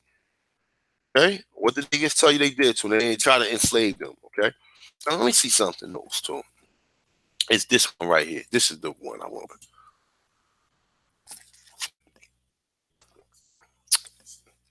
This is it right here. This is what I wanted to read. Right here. All right, so look, I'm gonna read this and we're gonna come back. We're gonna come back and I'm gonna finish the other one up because I still got a bunch of other shit I need to do. All right, so this is the Tuscarora War, okay? It's a what is now Carteret, okay? I'm not pronouncing them names, all right? It's a in pit countries were a terrifying place to live in 1711. Now remember, 1711 was also the Yemassee War. In 1713, North Carolinians and Yemassee waged war against the Tuscaroras. It's a many colonist settlements was burned. Now look, it's saying many colonist settlements was burned. They're telling these plans. It's saying, and the Tuscarora Acts indiscriminately fell upon men, women, and children in English colony fell, capturing the Tuscarora was sold into slavery, and those that escaped joined the Iroquois League. You'll find out that's dealing with the Seminoles, right?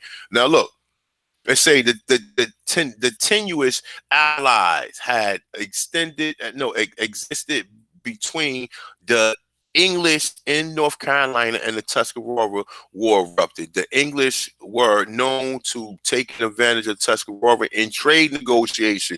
When the founder of the New Ben Baron, it's a Baron Chris von Griffin, whatever, of Swiss, no, and Swiss colonists.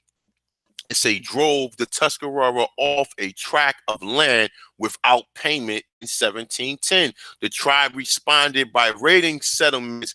Historians William Powell writes that in these 3 days of slaughter, the town was Babe. No, the town of Babe survived only because a friendly local chief refused to join the Tuscarora, and in the Tuscarora killed 200 and they said 80 something. They say and captured the Baron, who agreed to retaliate if he was released. All right. Well, no. They say it was agreed not to retaliate if he was released. So they saying they drove these motherfuckers off of one piece of land, and this is what they was doing if niggas just drove them off of one piece of land. Okay. Now look, it say meanwhile the colonist named William Bryce. It say sought revenge to capture the local chief and kill him. It say war then returned. Yeah, war then returned. It said alone, North Carolina militia was unable to handle the Tuscarora threat, and Assembly asked Virginia for help.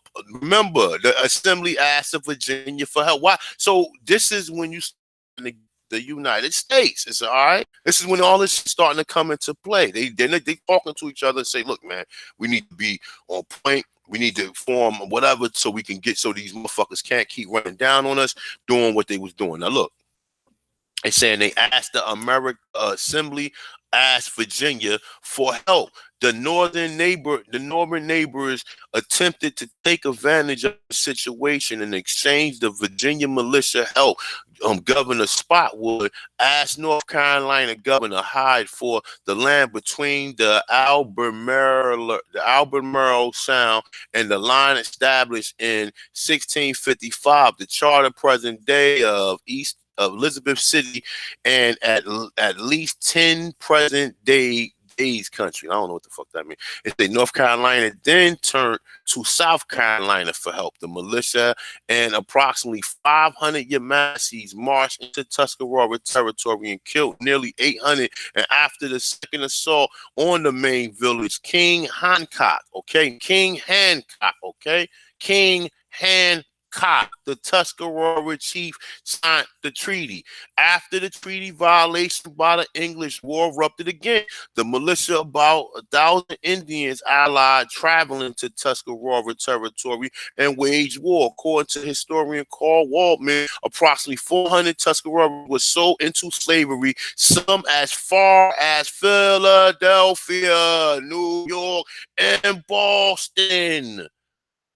So how was they sending these people to these colonies, and you think that these niggas was Africans?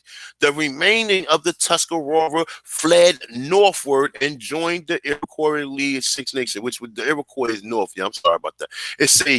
Later during the Revolutionary War, the Oneida and the Tuscarora sided with America, and the Mohawks and the Onondagas, the Kanyagas, and the Seneca are allied with the British. All right. The Tuscarora War united religion factors of North Carolina, and even the Quaker rights powers. They furnished provision for men under arms. The proceeding was two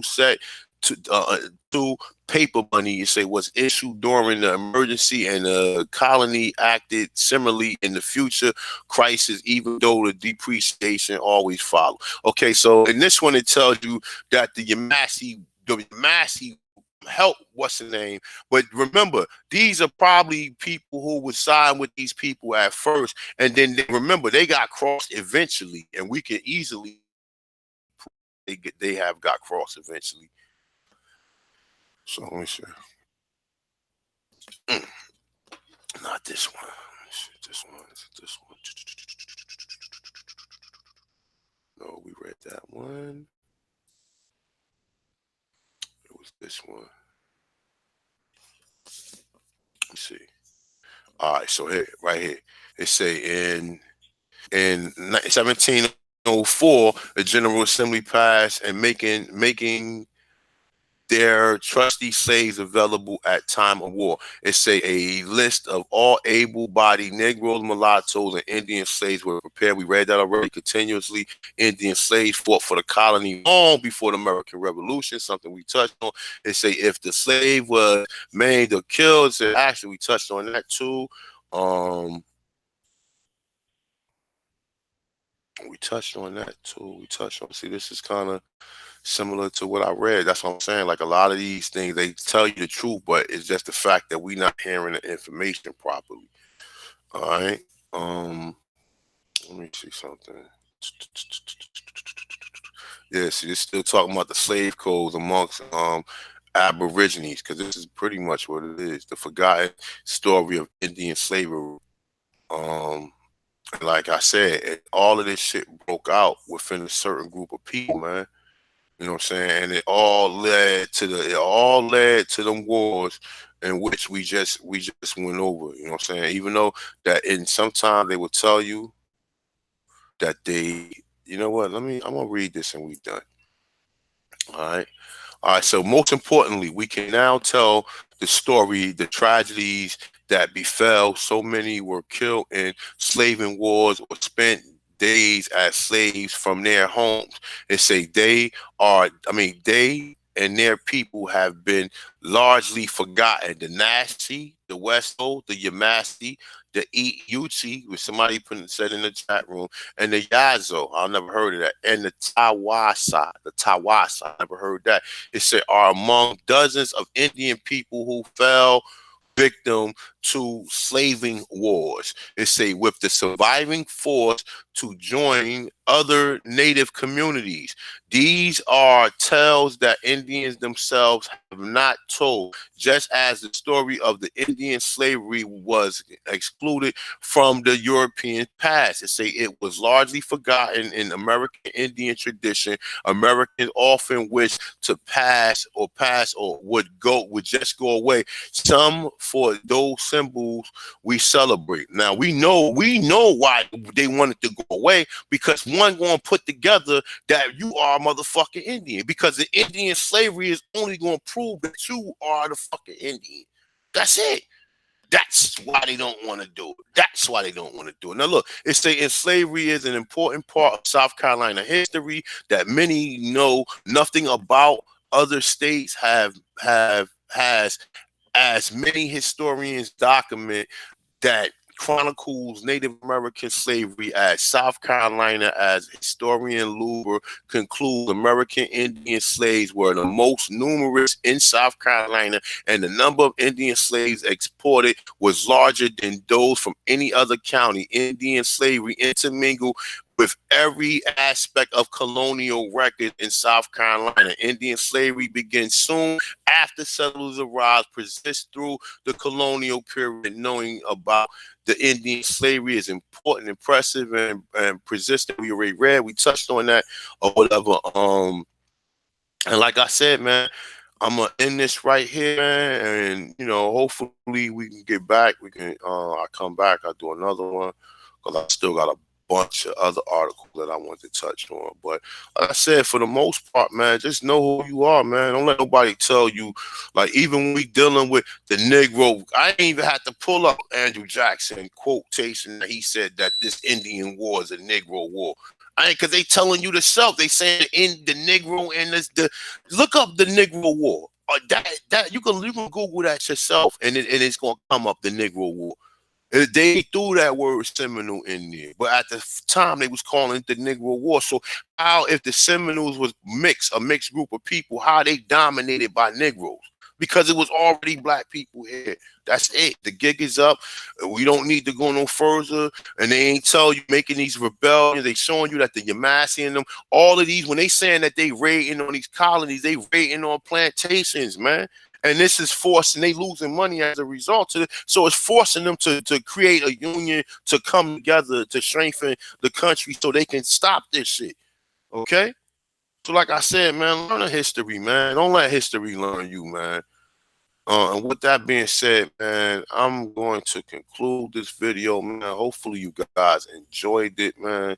You know, like I said, I can be right now, I can be teaching myself to do a head spin and to read a book at the same time. I can go to a zoo and teach a monkey how to fucking do karate. I could be doing anything right now. I could be twirling my fucking thumbs hoping I'm gonna disappear or whatever. But I'm here with you guys and I'm here trying to present this information, whether or not you think history is important, whether or not you think your history is important or whatever you want to believe. For the most part, you already know who this is. When you talk about people who do this research and you talk about researchers and you talk about people who's out here and do this shit, you make sure you speak about the attention in this one, man. Because you know what I'm saying? I don't want no glorification. I don't want to be running around here. Oh shit!